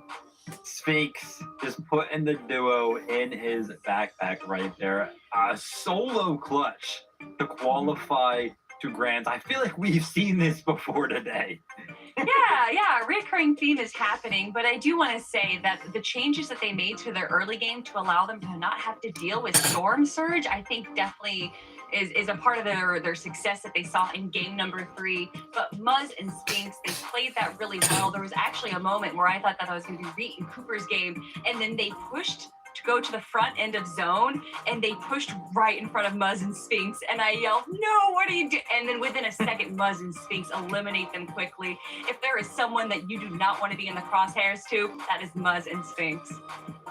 See, Fun Fam, do you see the script that I'm writing? Do you see what, I'm not worried? When I'm not worried, it's because I know I've written it a certain way, and I'm not worried. That should clue you in. Shout out to Sphinx, crazy solo clutch, crazy slide play at the end.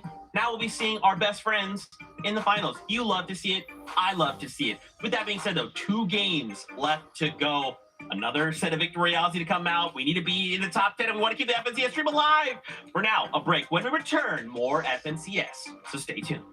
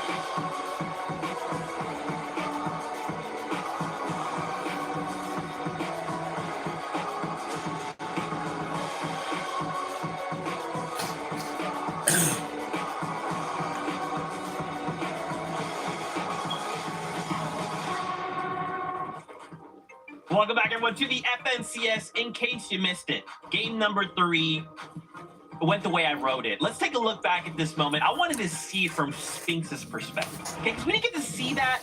I wanted to relive this moment because, man, oh man, Sphinx pulled out an incredible solo clutch to make sure they are making it straight through to finals. You know, we've seen Muzz take it to LCQ in the past, and he's made it through.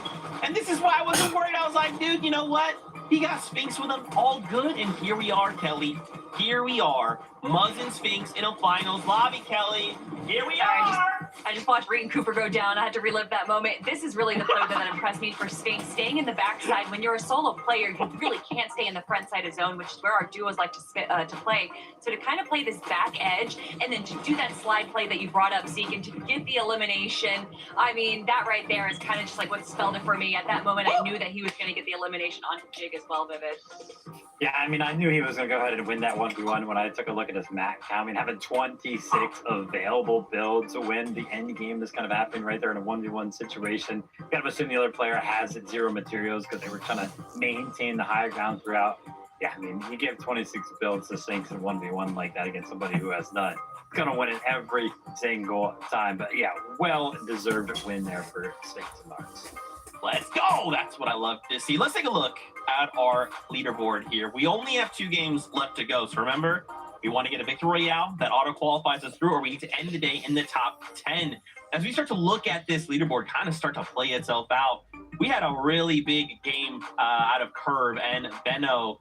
But first, I want to start with Cooper and Reet as well. I mean, there's, you know, it's crazy. I feel like anytime we tune into like a different place, Kelly, I mean, it's just so much star power in this lobby. There really is some big names here, and to consider the names that we actually haven't even seen today or yesterday that are still out of the lobby, I do love to just see how much more competitive North American Central is getting.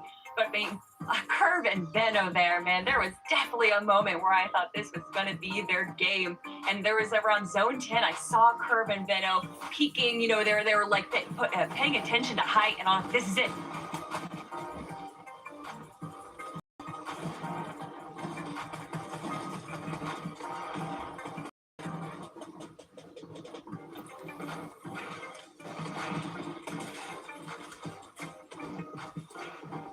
I mean, yeah, the thing is, really, you know, you're talking about the front low position there for Curve and Benno, and they were actually in a really good spot. There was this little moment, though, where Benno gets put into a 1v2 situation. He actually finds one of the knocks, and that's going to be on your screen right now as he takes out CDZ right there. And you can kind of see when he does get knocked, he kind of looks around while he's on the ground. He's like, what the heck?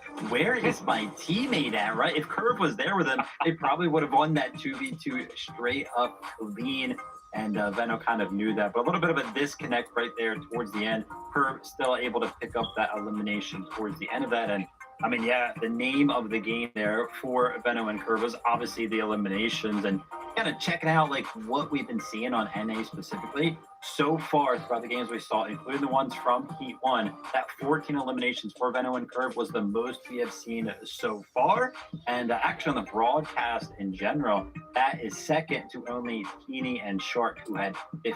Whoa. So yeah, big game there for the duo. Oh my gosh. And it's crazy too to think that like game 1, 11th place, 4 elims, game 2, 20th with 6 elims, right? And you kind of think like, man, that doesn't sound like crazy. Game 4, or game 3 rather, 4th place, 14 elims, and now they are in first place. Like a single game can absolutely change everything going into these types of heat situations, right? So I have so much excitement to see what else. And we kind of talked about it yesterday. If someone wins in that top 5, or in the top 10 rather, the whole lobby's getting pulled up, right? If you're outside the top 10, you win, suddenly it's like, oh, it doesn't matter. I was never in the top 10. I just needed to win, and I went straight on through. So there's just so much could still happen in these last few games. And it's got me hyped. This is why I love Fortnite, Kelly. It's just such a complex game at every level. And you can never really predict it. I love saying that. The only thing you can predict with Fortnite is that it's unpredictable. You never know who's going to win. You never know who's going to get the VR. But game number 4, maybe we can make some predictions. Hard to predict. Hard to predict. It is. Oh my gosh. Okay, it's all everything's good. Everyone find your seats on the bus. Game 4 is ready for us. So casters, take it away. That's right. We still have a couple key duos left in here, and I can't believe we're already 3 games through, Jacob. And it's the big dog. It's the vets that are punching their ticket straight to finals. Yeah, rightfully so. Everybody talks about using it as practice. Well, guess what? What is practice when the game is right in front of you, when it actually matters? And honestly, we think about yesterday, Creon and Dragon qualified that were already in the top 10, shifted the whole leaderboard up for the Tick and Mafia to squeak their way in. The way today is going, I'm not sure that's going to be the case. So you got to take these opportunities to get the points while you can. Yeah, definitely, because the pros are clutching up, quite literally. Yeah. 2 games back-to-back. We're basically 3 for 3 here, as every single game has come with such a huge surprise. Sphinx, man, I don't know how you did it once again. Hopefully get another interview with that guy. He's hilarious. Either way, though, we're past the halfway mark. Game 4 is ready. Let's jump on the bus.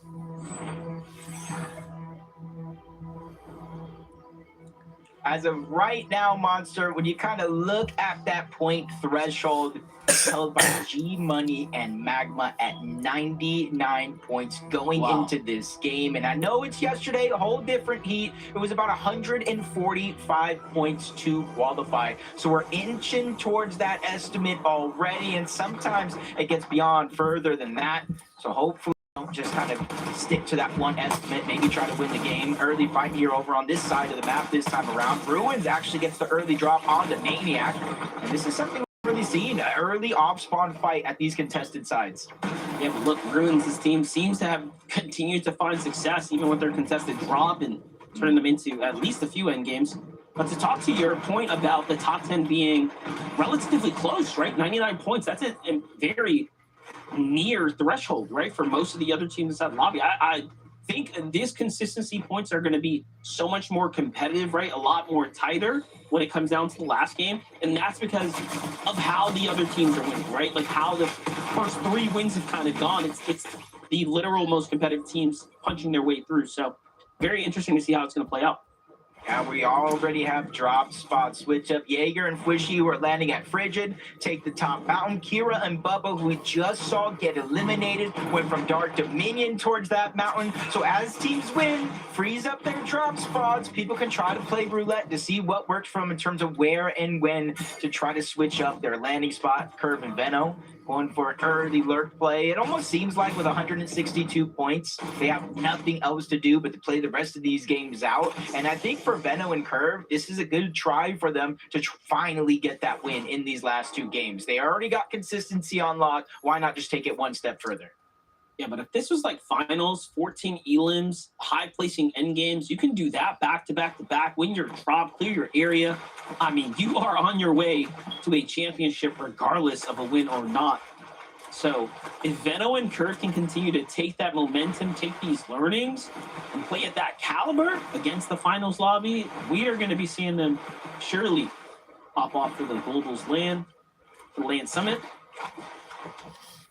In any case, have a little rotate here from Anoni on the outside. Jelty just kind of eyeing things up.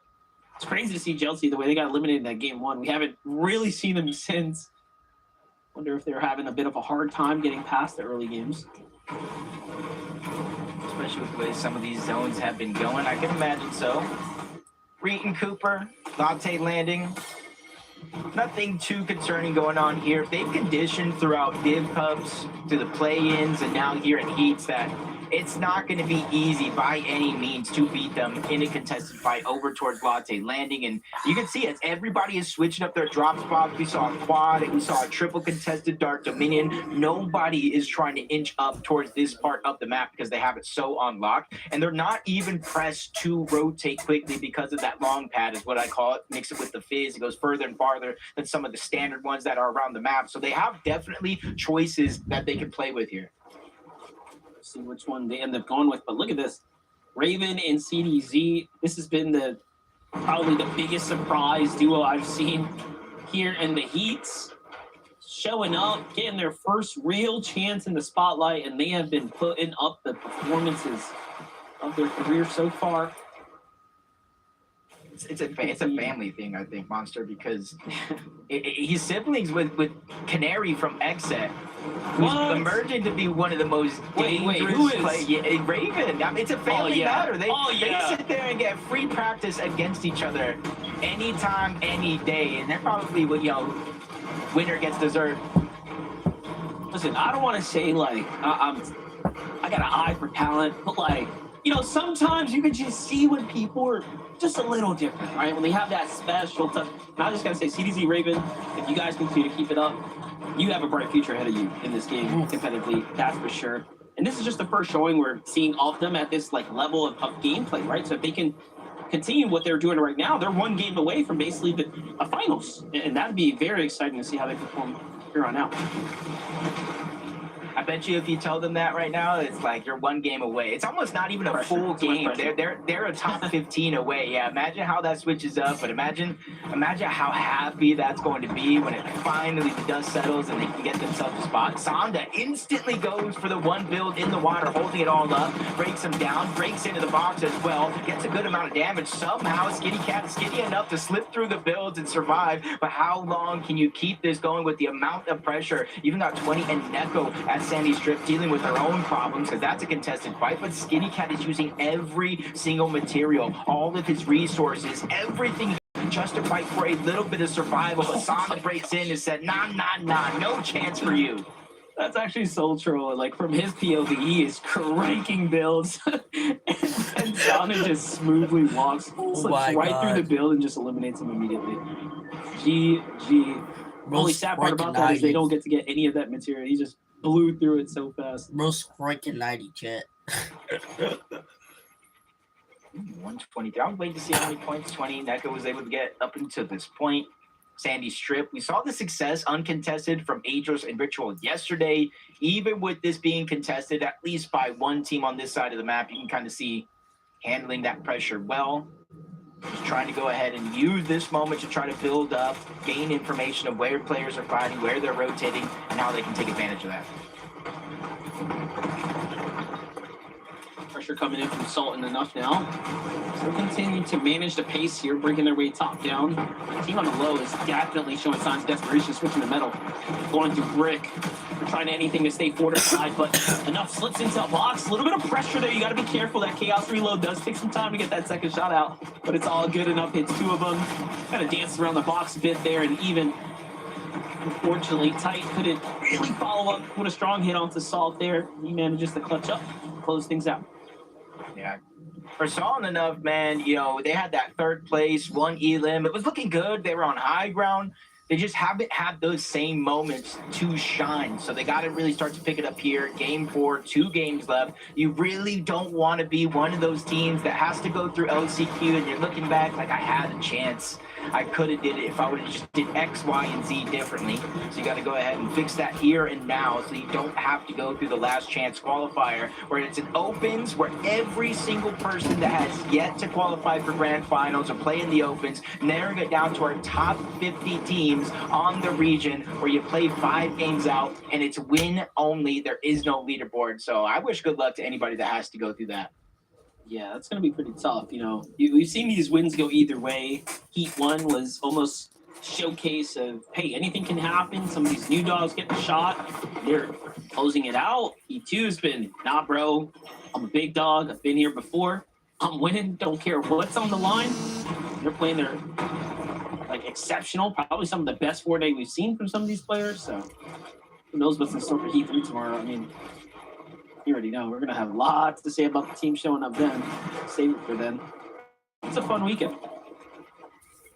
Yeah, it's been so. I think Vivid said it yesterday, almost just under 300 days since our last online FNCS. And honestly, just waking up today was a whole different feeling. Waking up yesterday was almost like Christmas early. Get to unwrap the gifts. And the gifts for us is such amazing gameplay so far. Getting watched are some of our favorite teams, but even some of our underdogs emerge here and try to qualify for their first FNCS finals. Chaos Gaming, though, not a new name at all. Kind of a mainstay here when it comes to set lobbies. It's just 18 points along with Quixie. It's not where I would imagine they would be. They have tons of pop-off potential, but with only 2 games left, when is it going to happen?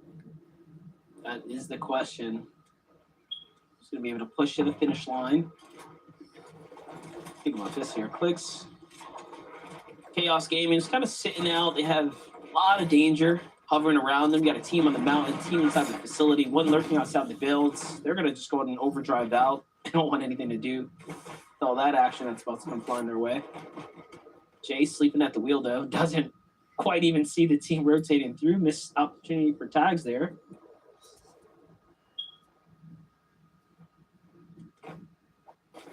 Where in some, depending on where you're actually boxed up, where you landed, and how you rotated in, this is the portion of the game from like zone 3, we'll say to zone 5, maybe even 6. It tends to slow down. The way the Storm Surge got reworked, it's almost not worth the risk to peak if you don't have to, especially if you already got that early damage. But for teams like this, where Chaos and Clixie, where they're rotating from point A to point B for 4 non-stop zones, it's not easy to not only get the surge, but dodge every single shot coming your way. So it's going to be important for a team like this on the outskirts that's been rotating to quickly get in towards the zone and try to figure out where they stand in terms of the overall Storm Surge and how to increase their odds.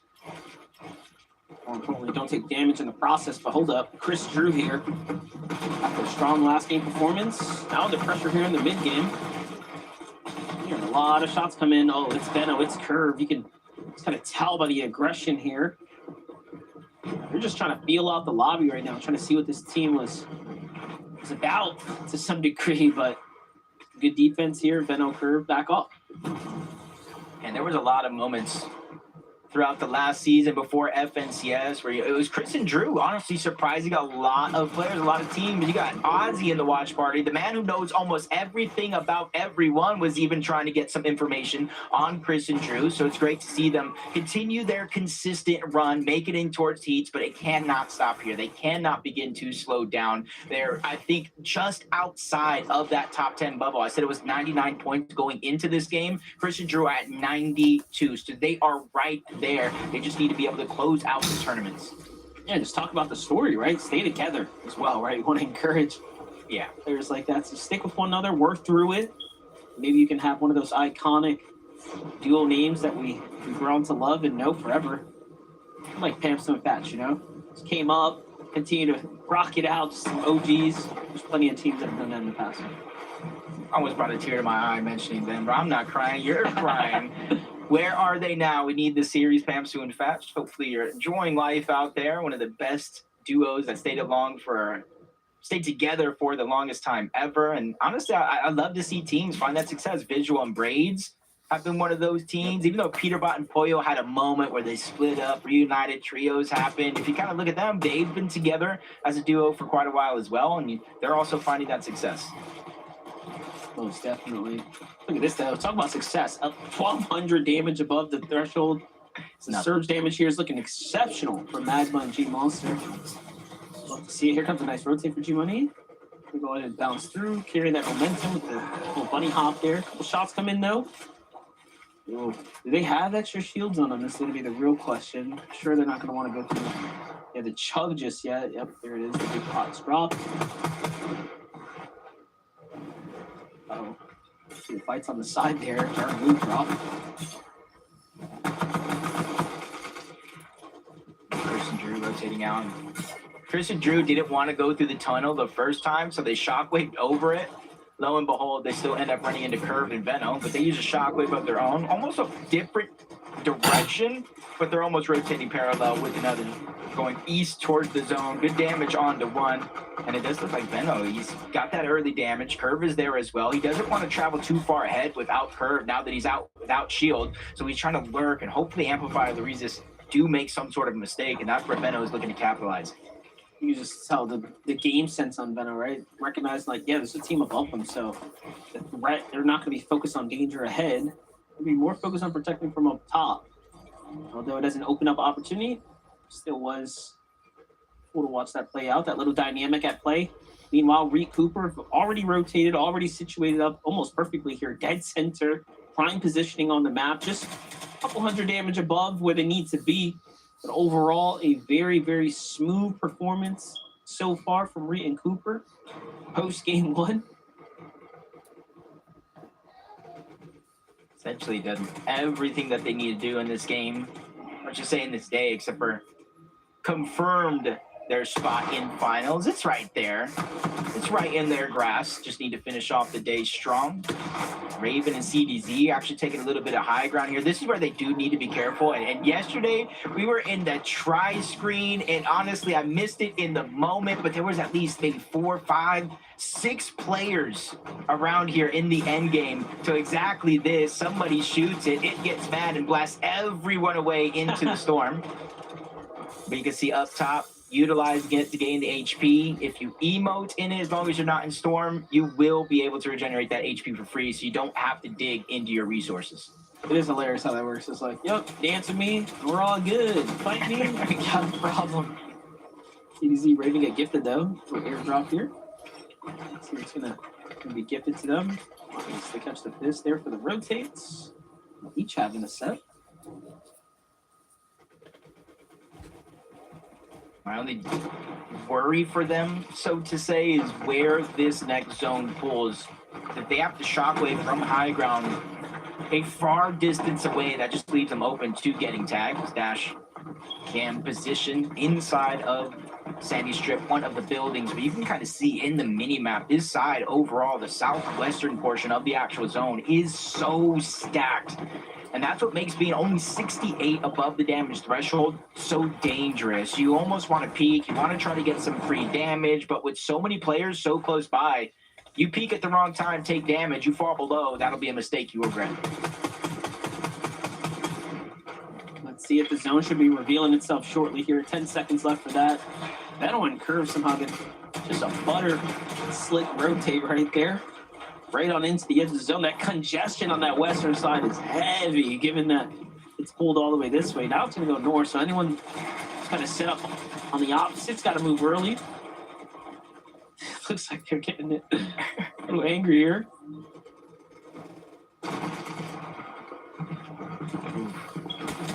Amplifying. Lures this below damage. One of them down. It almost looks like Storm Surge is active as well. So he is just taking damage. His teammate gets fully eliminated, and he follows suit right after. He's trying to dodge the onslaught from one team, ends up dropping into a whole nother. And unfortunately for him, he goes down at about 30th place, so no placement points for them in this game. They're going to have to go again in the last and final game of the day with their backs against the wall. Yeah, pressure starting to build now. Experience is going to have to pay off here, but for Cooper right now, 0 elims, 190 above the threshold, not too bad. They're edging their way into the end game. Still 18 players have to go down before we hit the cutoff here. Meanwhile, DJ and Eulogy finally finding their footing into this end game. This is the second time now they've managed to appear and show up. But overall, still a long way to go here if they want to get inside that top 10. So it's going to come off of the strong 2 performances needed here. And now, looking for something, notice he misses out. That's going to signal danger here. Love the low ground pressure coming in. Almost wish they would have boxed up the outskirts there and just continue to keep it, but they seem to just kind of ease up right now. Don't want to throw away the end game opportunity they have right now. On high ground, though, you have Veno, Curve fighting their way up towards Chris and Drew's layer, and then others there as well.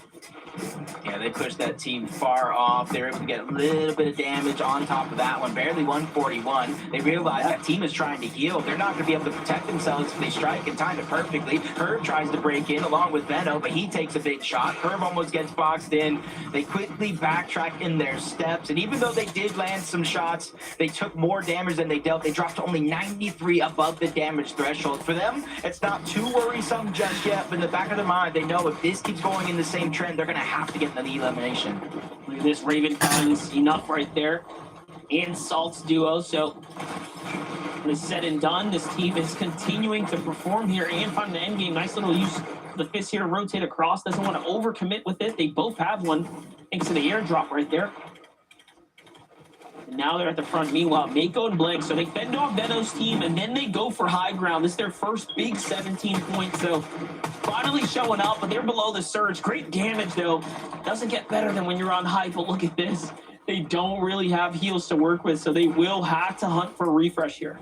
Yeah, and if anybody shockwaves up, it's going to be so hard to defend. You almost got to give it up instantly. Reed and Cooper, they know that all too well. They've got second place so far. As Cooper, Reed, he's leading the charge. He's quickly following suit. They want to stay together, box to box. There's a huge strength in numbers, especially for a team like this with literally nothing to lose. And you see them even peeking up towards the top. Is high ground something we can take? It's going over this mountain, so everybody down below has to be prepared to expend some material. A lot of heals here still in the tank for CDC and Raven right now. Yeah, Free and Cooper on the other side again. When that mist starts to come out, it does typically signal a little bit of danger on the other side, but Cooper's popping off even in the mist. It's hard to track, but he makes it look easy here. Reed Cooper continue to fire off. Finding a set of elims. That's a great refresh for them to give them a little bit more gas in the tank. DJ and Eulogy, though, that passive play backfiring now. Eulogy's got no builds here, just a little big pot to use here. Meanwhile, there's a team right above him. Just no idea how much dangerous nearby there it is. It's been on curve. They see that something's down low, but Threats falls there too. He usually get the finish. No, not in time. Veno curve turn back around. They're going to find themselves so much loot there, actually. Fear falls, not able to save the day and pick Threats back on up. But disaster strikes again. Yeah, Curve is now down. Veno's there with him. You almost think revive could have been possible, but Zone is already creeping up on him. So Veno, once again, left by himself in a solo situation, peering around, trying to figure out what that right play is going to be, realizing there's so many duos all around. It might could just sit and heal, but they're trying to break into the box, putting pressure, forcing him up one layer, back down below. He's getting attacked and approach from all angles, but he's figuring out the answers instantly. Venom's just too clean with it. I'm over here just admiring the rotate right now. That was some exceptional layer changing there, but even with the Chug Jug here, he doesn't want to risk too much, so he's going to go on and play the zone. Again, this is all about positioning and placing points now. He's got a lot here in the Chug Jug, so just go ahead and read the situation. Finds 20 in the mix there. Even though he wasn't fully reloaded, still finds a full finish. The Siphon's going to keep him in the game, too. There goes a pistol swap out. Hopefully it's got some ammo in it. And this is just starting to come online. Veno earning so much impactful points here. And there's still one more there. He might be able to find it. Meanwhile, Neko loses 20, but it's all good. Woo! Here's Veno back into the mix, and another knock there. My gosh.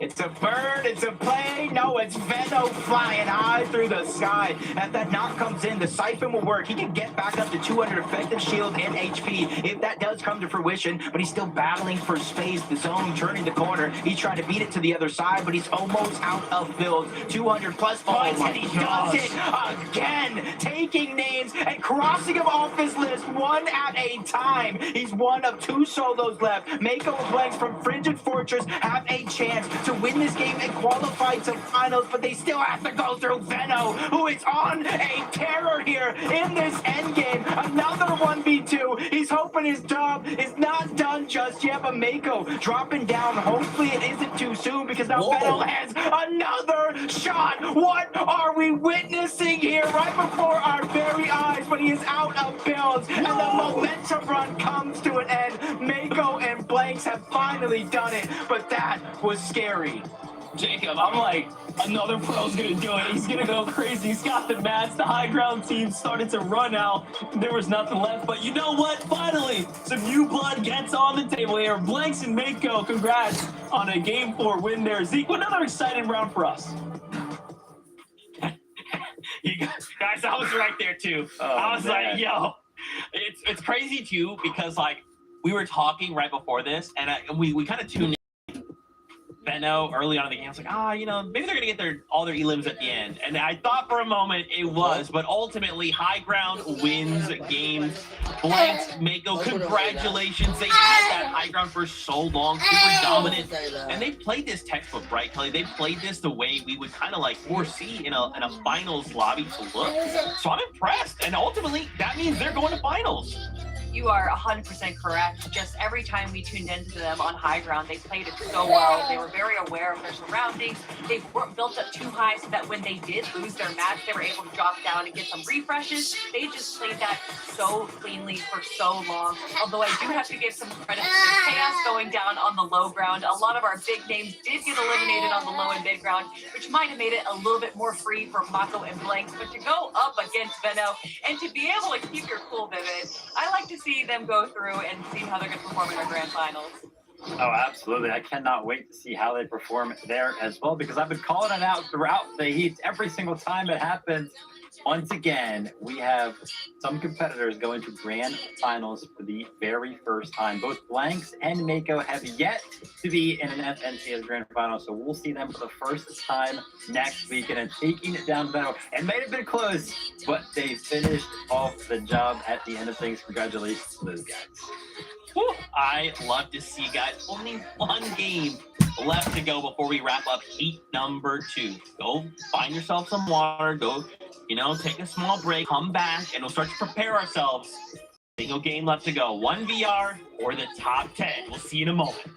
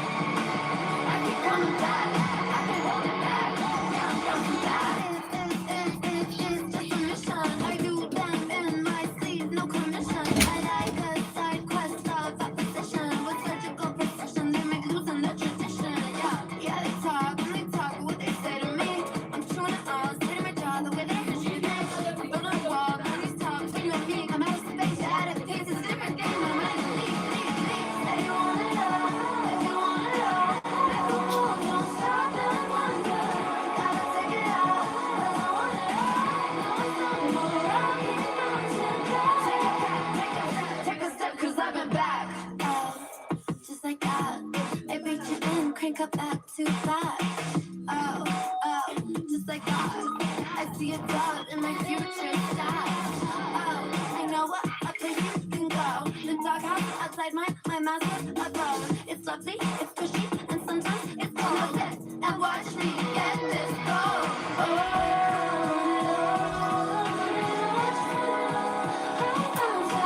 I just want it all. I just want it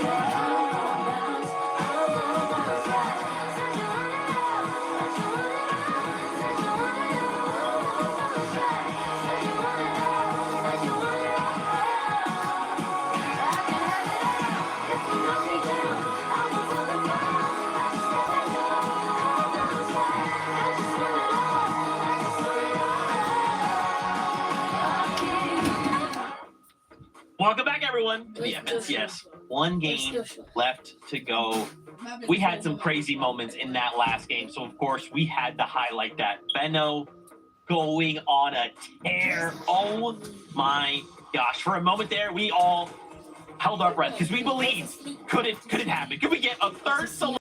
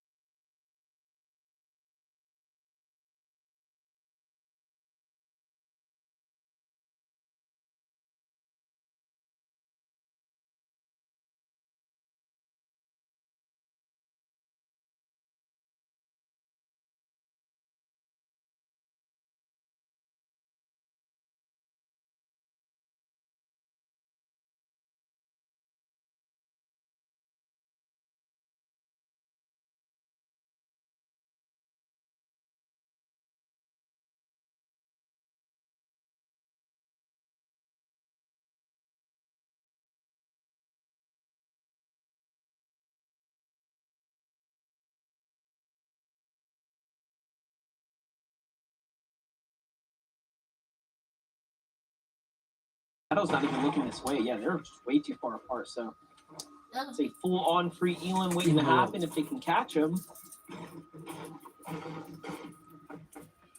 Tell me Just have my eyes glued on the mini-map arrow and see if he's actually seeing anything on the other side, but it doesn't really matter. Kazis gets jumped on nonetheless. That first elimination for Chris and Drew, that one's going to be easy. And you can see in the mini-map, I heard the shockwaves. Soneto tried to go in, close the distance. His teammate went down. He said, nah. I got to be the hero here. I got to get the reboot later on in the game. But as action shakes out in one spot in the map, it's shaking out everywhere. Curve makes quick work of one to try to keep their hot streak alive. Yeah, you would think they would have gave up the Boulevard a little sooner after the last 4 games have ended fairly quickly there. Either way, jumping with Titan Vey, pushing off on Nexus here. This is really aggressive from them. This to me reads as a team that's had maybe a bit of a difficult time with Storm Surge early on, so they're trying to do something completely different. A bit desperate here in the last game. Destroyer and Nex are a team that are very much in the race right now and have been consistent on the day. And there's not many of the audio that comes out when you're shockwaving through the sky, so if you're able to get the jump on somebody, whether if it's a beam or just a quick 100+ damage shotgun shot, try to clean that one up as Threats and Beer, they get approached over towards Riptides. They do a good job of defending it. I don't see any shield off of them either, so I got to imagine the only damage they took was from Storm itself.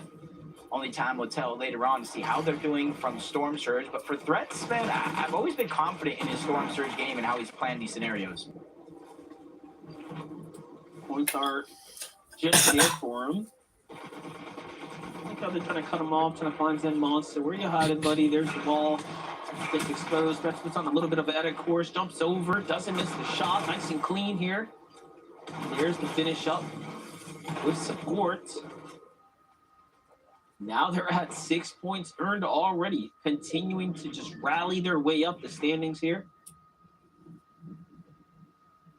Kind of see what they're doing here, just letting most of those teams rotate in and kind of dodge a good portion of the mid-game fights where whether you want to fight or not, if somebody's low on Surge, if somebody needs damage, or just straight elimination at points to rise up the leaderboard, sometimes you just become the chosen one, and that's I think where Reed and Cooper are finding a good portion of their success here today. They land at the top side of the map. They either get early game eliminations or damage or a mixture of them both, and then use that launch pad with the Flowberry Fizz at the back of their POI to cover distance so quick. And they're flying over every single one of these teams, most of them out of render distance as well. So by the time they land into the zone, they're almost to the center, or they're in a spot where they can easily walk their way in. I'm just looking at that on-screen leaderboard right now. I'm thinking, if someone like Reed and Cooper actually qualifies, at least that 140 points going to drop down a little bit further. It's really, really competitive down in that 15 to 20th range. Neko, 20 right now, though. Not too far off from Reed and Cooper, actually, just outside the builders. Got to edit. They're just trying to read for information right now. I have questions about this loadout. I have questions. I want to say they have a shotgun somewhere nearby in their base, but to have a pistol and a Thunderburst as the weapons in your loadout, it kind of worries me enough. But these guys are the pros. They're the experts. Gotta imagine they have some sort of trick underneath their sleeve if that's what they're choosing to do. Curve and Veno. I don't know if they're looking for aggression or just simply trying to make their way to the Sus Studios mending machine, but they're getting lurked on right now by G-Money and Magma. And we know how dangerous they could be in box fights that don't have the chance of getting third party. I'm thinking Veno and Curve definitely want to end tonight on a win. They've gotten really close. We've seen them try to go the distance time and time again here. They're already max material, so even with 2 Elims right now, they're hunting. Meanwhile, Threats and Veer, though, walk themselves into a little bit of danger. But Veer pops off and performs when he needs to, allowing Threats to just have the time he needs to recover here. They get to sit on some extra loot there. Threats and Veer fighting their way into their consistency positioning just based off of Elims alone right now. Look at this. Different lurk right there. I gotta imagine somebody up above, a little bit of a search base, hoping they come back down here to either refarm or grab something that they think is missing out of their loadout. And that's where they're hoping to strike. And it's honestly not even necessarily needed. If you look at their loadout, they got shockwaves, they got heals, they got slap pizza, chug splashes, and they're pretty stacked up for materials. So it's just about getting damage for Storm Surge, points for eliminations, and one less team in your path. This is really interesting because we thought that Veno and Kerf were going to get lurked on, but it's actually the opposite now. It's Magma and G-Monster, who may or may not have a feeling there could be danger nearby. I think that Kerf might have been caught out there. It was possibly up there looking right at him, but Veno's got the side angle and excellent little opener there. And then Veno looks to push in onto G-Monster, but breaks his way out. Yeah, recognizing that it's a little bit dangerous there. Almost going down, and even though you can kind of see them, they're on leaderboard, 9th place, 152 points. The leaderboard is so stacked. If they go down here in 37th place, it's almost a fact that they might lose out on their qualification spot unless everybody below them on the leaderboard just manages to mismanage their overall game. So narrowly, not only escaping danger, but escape going down and losing out on your spots through heats. Yeah, it really is close, like all the way up to 7th or so. I'd say after reading Cooper at 178 coming into this, maybe if you're above that, like you're more than safe, but even reading Cooper seems a little questionable. They're fully safe if they don't earn points. But again, that has to come with an absolute, like you said, mismanagement of everything happening above and below. Let's look at this though. Enough and Salt had continued strong performances here throughout the evening. They've been in the conversation. They've been on the broadcast, highlighted time and time again. Now, though, they've done just enough to be at 151 here. This is the team that has to play well. Look at the points. 2 on 151, 150, 148, 146. And of course, these are the teams that are kind of like inside of that bubble, but it just goes to show one mistake can literally cost you everything. Because below that, 139, 134, 125, 124, it is absolutely stacked in this game. And it just goes to show that literally one mistake, going down on Surge, taking that Surge damage, anything can affect your game plan in a negative way. Yeah, it's a 2 elim gap. Like, that's just one other duo finding a set of eliminations, and all of a sudden you are just out of the race. Very, very competitive Heat 2 so far. Seems like the lobby's pretty fairly matched. Coming back with teams that are, of course, heating up here. I was going to say, the 3 elims, but the triple threat, perfect timing there. 4 threats in Veer here. Love what we're seeing on broadcast so far.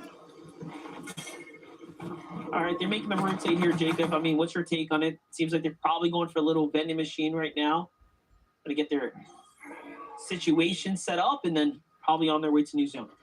Yeah, even though we haven't really seen it because they've been in multiple fights, it seems like they're trying to dodge the mid-game, dodge the fight, stay in the storm, do exactly what you said, go to the vending machines, find the med kits. Teams are going through right here and now, stuffed underneath. 114. You take a bad beam here, either one of Jargo or Jace, they're fighting with the Storm Surge threshold. So for Threats and Veer, even though they've taken fights, it's a blessing instead of a curse for what they're going to do so far. But for Jace and Jargo, they've been able to survive the shots coming their way. Jace even able to heal up majority of the way, but you can see 187, now 214 damage threshold. So you can see what their focal point is before they actually get into the zone. Like how it's working out here, but this is a very just congested north side of the zone. I was trying to find the right words to put together here, but I'm looking at it. Situation between them, so pretty dangerous situation to be in. The We could get out now. Loses Raven for Get the fuck out now. Way into the storm. No shots start to come in. Get out! I'm not even sure if Raven had time to drop him there, unfortunately. With 180. Yeah, with 180, you have to imagine they're safe. And I'm imagining things right now and hoping that it just doesn't turn into a nightmare. 259 below. They have the big pots. You see, still has some extra pizza slices. Even if he does manage to out-heal this zone right here, it's going to turn on yet again. And even with 0 builds, the odds are certainly stacked against them for this game, but 185, got to imagine they're safe. And the way CDZ has been playing, he's not going to go down without a fight. He's going to try to make a play here. I want to see another elim from CDZ. If I see another elim, I'll feel good about it. start talking about that. Both sides are in a desperate situation here. You got Hawk in the zone underneath. You got CDC playing aggressive here. He knows it. He's thinking to himself, too, one Elam. And I should be more than comfortable here.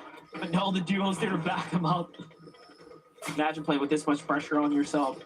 Just the finals ahead of you. Your first ever finals waiting for you. You're 185 last game. And for the first time ever in a set lobby, you're below the surge.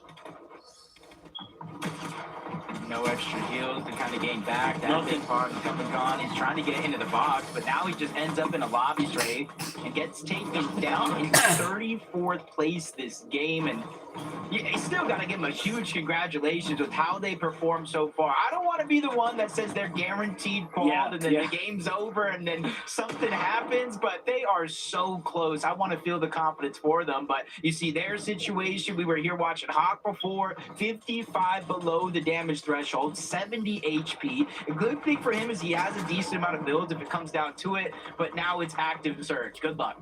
Yeah, it'd be crazy not to think these teams are like making it through with 180 points, but with, again, it is so close that that cutoff line is going to raise.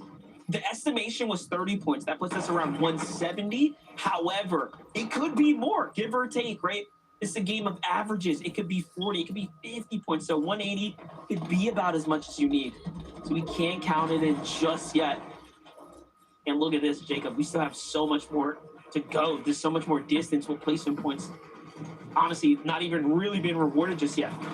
Yeah, we're seeing right now, just in Chris picture of both the streets, so many teams struggling to surge right now. You said it yourself, Chris goes down. Him and Drew are going to have to go through the LCQ. Fool does just enough to get above the damage threshold. He was taking tick after tick of actual storm surge damage. Even Hawk here just barely trying to survive. The common denominator is they are in shambles. No builds, no heals, almost needing a miracle here, not only to stay alive and keep themselves going. There goes step one. Big shot on Hefe, but he's not able to clean it up. He just has to go to the front side. Now imagine if a team outside the top 10 performs and actually wins this game as well. It's going to really make this even more close for the overall points. Meanwhile, talk about teams that are really close here. Reed, Cooper finding their way all through the highlight reel. Now they're the ones that dismantle Chris, Drew, and others there in those final moments. To talk about fresh teams that need big games, you got Pushy here. Jaeger playing for high ground. You have Salt and Enough right below them here, breaking out the builds. A lot of pressure coming in here. And they only got 80 builds here, Jacob. So this is very desperate for them to try to play for height, almost putting up a front, right? Acting as if they can dominate the lobby, but they really don't have too much. Dash and Cam, another team that was well outside the top 20 here, popping off right now, also playing for high ground. Yep. From one team outside to another team inside. G-Money, Magma, 162. They're inside the threshold for now. 500, make it 600 above the damage threshold, but they still have to rotate from point A to point B. Looking at high ground, trying to dodge that focus. Threats and Veer on the other side, still looking for that elimination. It's not necessarily a must for them, but they saw an opportunity and tried to take it. Zone further and further away, so they're going to quickly shockwave out, but notice they don't go up, they just simply run with that shockwave to go straight forward and cover distance safely. Threats and Veer also, think about it, they came into this game outside of the top 15 and have just been popping off 4 Elams right now. Dash and Cam, same story for them too. Look, only 109, right? They have a long way to go. Meanwhile, Cooper and Reese starting to absorb a bunch of placement points here. Couple Elams as well. They're already playing upset for some. They're going to continue to do that for others here now. Cooper leading to rotate here. Dash Cam just trying to maintain high ground as they rotate across. I'm seeing a bunch of names in the mix here in the mid ground. Jarbu, Jace trying to fight their way up. Still so much more placement points to be desired. Great elimination there. 164 now as they drop another team here. 2 Elams for this one. They didn't grab the mats though, so Jace has got barely anything to work with. This is going to be desperation starting to kick in here.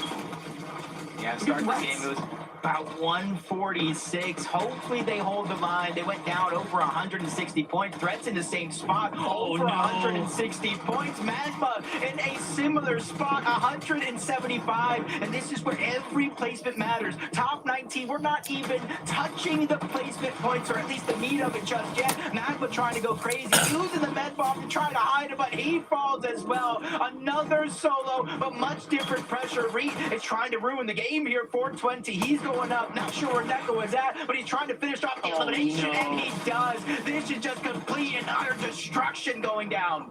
I mean, Ritz definitely secured his way through, and that was just a huge upset of elimination there onto 20 and Neko. I mean, they also hit the 190-point area, so they're looking pretty good, but Dash and Cam, they need this more than anyone else in the lobby right now. 128 points, this is not going to be enough. They need a win here, and now, or a huge set of eliminations, and they've already picked up 4, right? So they're doing what we think is the impossible, a big game and a bunch of placement points to potentially be in the qualification based off of consistency. It is not impossible to see it happen, and you're watching it play out now for Dash and Cam. Yeah, there goes another 3 points right there Oh, with it's a Curve curve. getting eliminated. Veno still trying to go up, but Cam, he's out of builds. He didn't get any of those siphon mats, so he's really at the mercy of Dash to return back, and he does. They get into the same box. Salt, he gets an elimination. Siphon keeping him alive. Naves goes down, but Naves might have already my have the spot God. in the final secured. Salt's trying to do the same thing. Shockwaves up from the backside of zone all the way to the front. Big damage on the JP, and as a solo, he stole away the high ground, but that moment only lasts for so long. In comes the chop. He floats down with the fizz. He is putting on a masterclass here.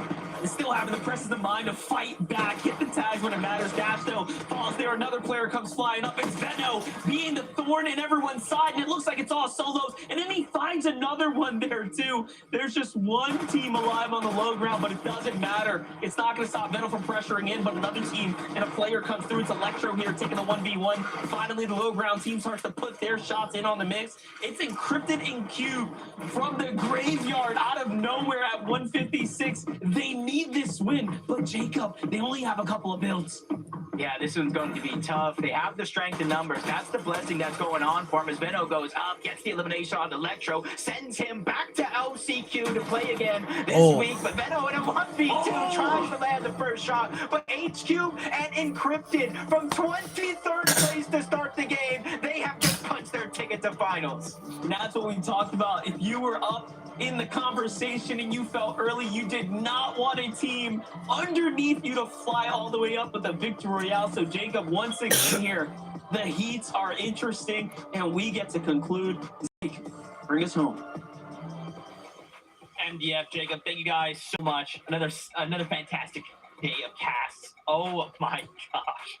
Veno goes on a tear, and to see another team, again, think about just the circumstance. You're in 23rd place, and you're like, okay, we need to have the game of our lives right now. And then to turn that around and win big for the duo, massive boost to the confidence, right? And at the very end, say like, okay, you know, it was just Veno. We did take him down, though. It was him.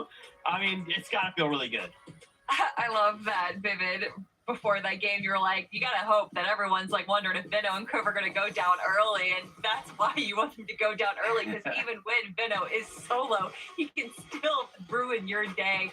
But fortunately for HQ and Encrypted, they were able to save the 1v2 and get the final victory royale. I mean, I was a little worried right there. I thought Veno was going to steal that one away. I mean, just watching him play right now, he is just moving a little different. Like, he looks so good, but yeah, I mean, paired up against the duo, right? The only remaining duo, HQ and Encrypted. And it was a tough endgame to go ahead and remain a duo, because we saw how kind of chaotic that was going, right? All of the overdrive grenades being used, flying up towards, I think I probably changed about 17 times during that game right there. Everybody was looking to go ahead and get that pop-off win, because they all knew they needed to clutch up into this last game. So crazy stuff for them to be able to stay as a duo and win that game. Oh my gosh. Let's relive the winners. We got 5 incredible games. And man, to think we kind of had like a prediction on the day how things would go. It wasn't that far off, okay? Or it wasn't that far, but still Cold. It was pretty close. Cold and Rapid coming out in game number 1, just having an amazing game there. First place, 8 elims. Acorn and Cold and Rapid, excuse me. Acorn and Bolts, Muzz and Sphinx, the solo from Sphinx. Oh my gosh, just an amazing set of games. Did this live up to your expectations? 100%. I think a little bit different than what we saw from Heat 1, where it was kind of a lot of newer teams getting the victory royale. We had a bit more of a mixed bag. We had some new names, and then, of course, our big veterans coming through as well today. Yeah, I mean, our veterans definitely showed up and showed out. A lot of highlight reels, right? Some of those moments are going to be thrown in those highlight reels. Some of these pros are going to be posted for sure. But yeah, it was a great day. Heat number 2 was awesome to watch. Very, very exciting and entertaining throughout. You know, we had it all. We had big wins. We had solo clutches. We had floors getting in and out. It was a fantastic day. Let's take a look at our star leaderboards to see who made it. Look, remember, we now know the winners. We're trying to end in that time. We had floors getting in and out. It was a fantastic day. Let's take a look at our star leaderboards. The eliminations up there, but so are the points. Like, these guys, like, wait a minute, they get a victory royale because they're almost up there to 1,000. No, just 300 points. But I mean, just played super well. Top of the leaderboard there. Yeah, bro, I'm enough. I am enough, Mickey. Follow up behind them, 214. You know, they basically won again. Damn, so 200 very points. well, but obviously. The juicy part is coming, Kelly. When we are turning this page, what was the threshold? Who actually clutched up game number 5? Threats. No! 174 points. But my goodness, Zeke, look from 12th to 15th. 2 points separating those 4 teams. Oh my gosh. That's crazy. Like, even look down, right? Like, 10 points really isn't. Like, it is a lot, but it also isn't, depending on how elims go, placement goes. Like, oh my gosh, how close this race was. And a couple names to really call out here very quickly. I'm really excited to see G-Monster and Magma coming back in. And honestly, Viv, I think you called them out earlier in 11th place, CDZ and Raven. These guys were doing really well.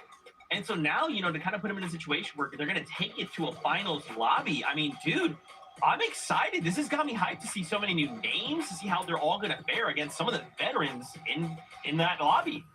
Yeah, I mean, Kelly, just to break down the numbers a little bit, right? We saw that the Raven duo there, they got 0 points that game, but prior to going into that game, they were second on the consistency leaderboard, right? So they dropped down to just that many points, but they made it a little bit close. But how crazy is that threshold? I mean, going into that game, it was at 139, and it jumped all the way up to 174. So some of the teams that, well, they might have been safe, definitely were in for a surprise after that one. And also to mention, we have some big names that were just so close that didn't make it through, but this isn't it for them. We do still have the last chance qualifier team. That's right. You know, it is going to be very difficult, but it's all good. What we have to look forward to right now is tomorrow, heat number 3. EU will be before us, and we'll come back, fresh lobby, new duos, new stories, and all of them trying to make it on the bus going to finals because Dusseldorf is right around the corner. Fortnite fam, thank you so much for hanging out with us. We super appreciate it. We hope you guys have had a fantastic time. Kelly, David, before we start kind of wrapping things up, what do you guys think? How did you enjoy Heat 2? Heat 2 was amazing. I am that much more excited for Heat 3 tomorrow. I think it's going to turn up the heat just a little bit more. Boo. Yeah, absolutely. You know, we had some we got it all, right? We had some clutches, we had some good moments. We got to see Veno back on NA, incredible stuff, and yeah, excited to bring us the action again tomorrow. We had some big names in Heat number 3, and I'm excited for it. Oh, yeah. Well, Fortnite fam, thank you guys so much. We'll see you guys tomorrow. Don't forget, EU is right before us. Triple threats out in the item shop. I don't know if you saw that. Kind of a big deal. But until tomorrow, as always, we love you. Keep yourself safe, and we'll see you on that battle bus. Beep, beep.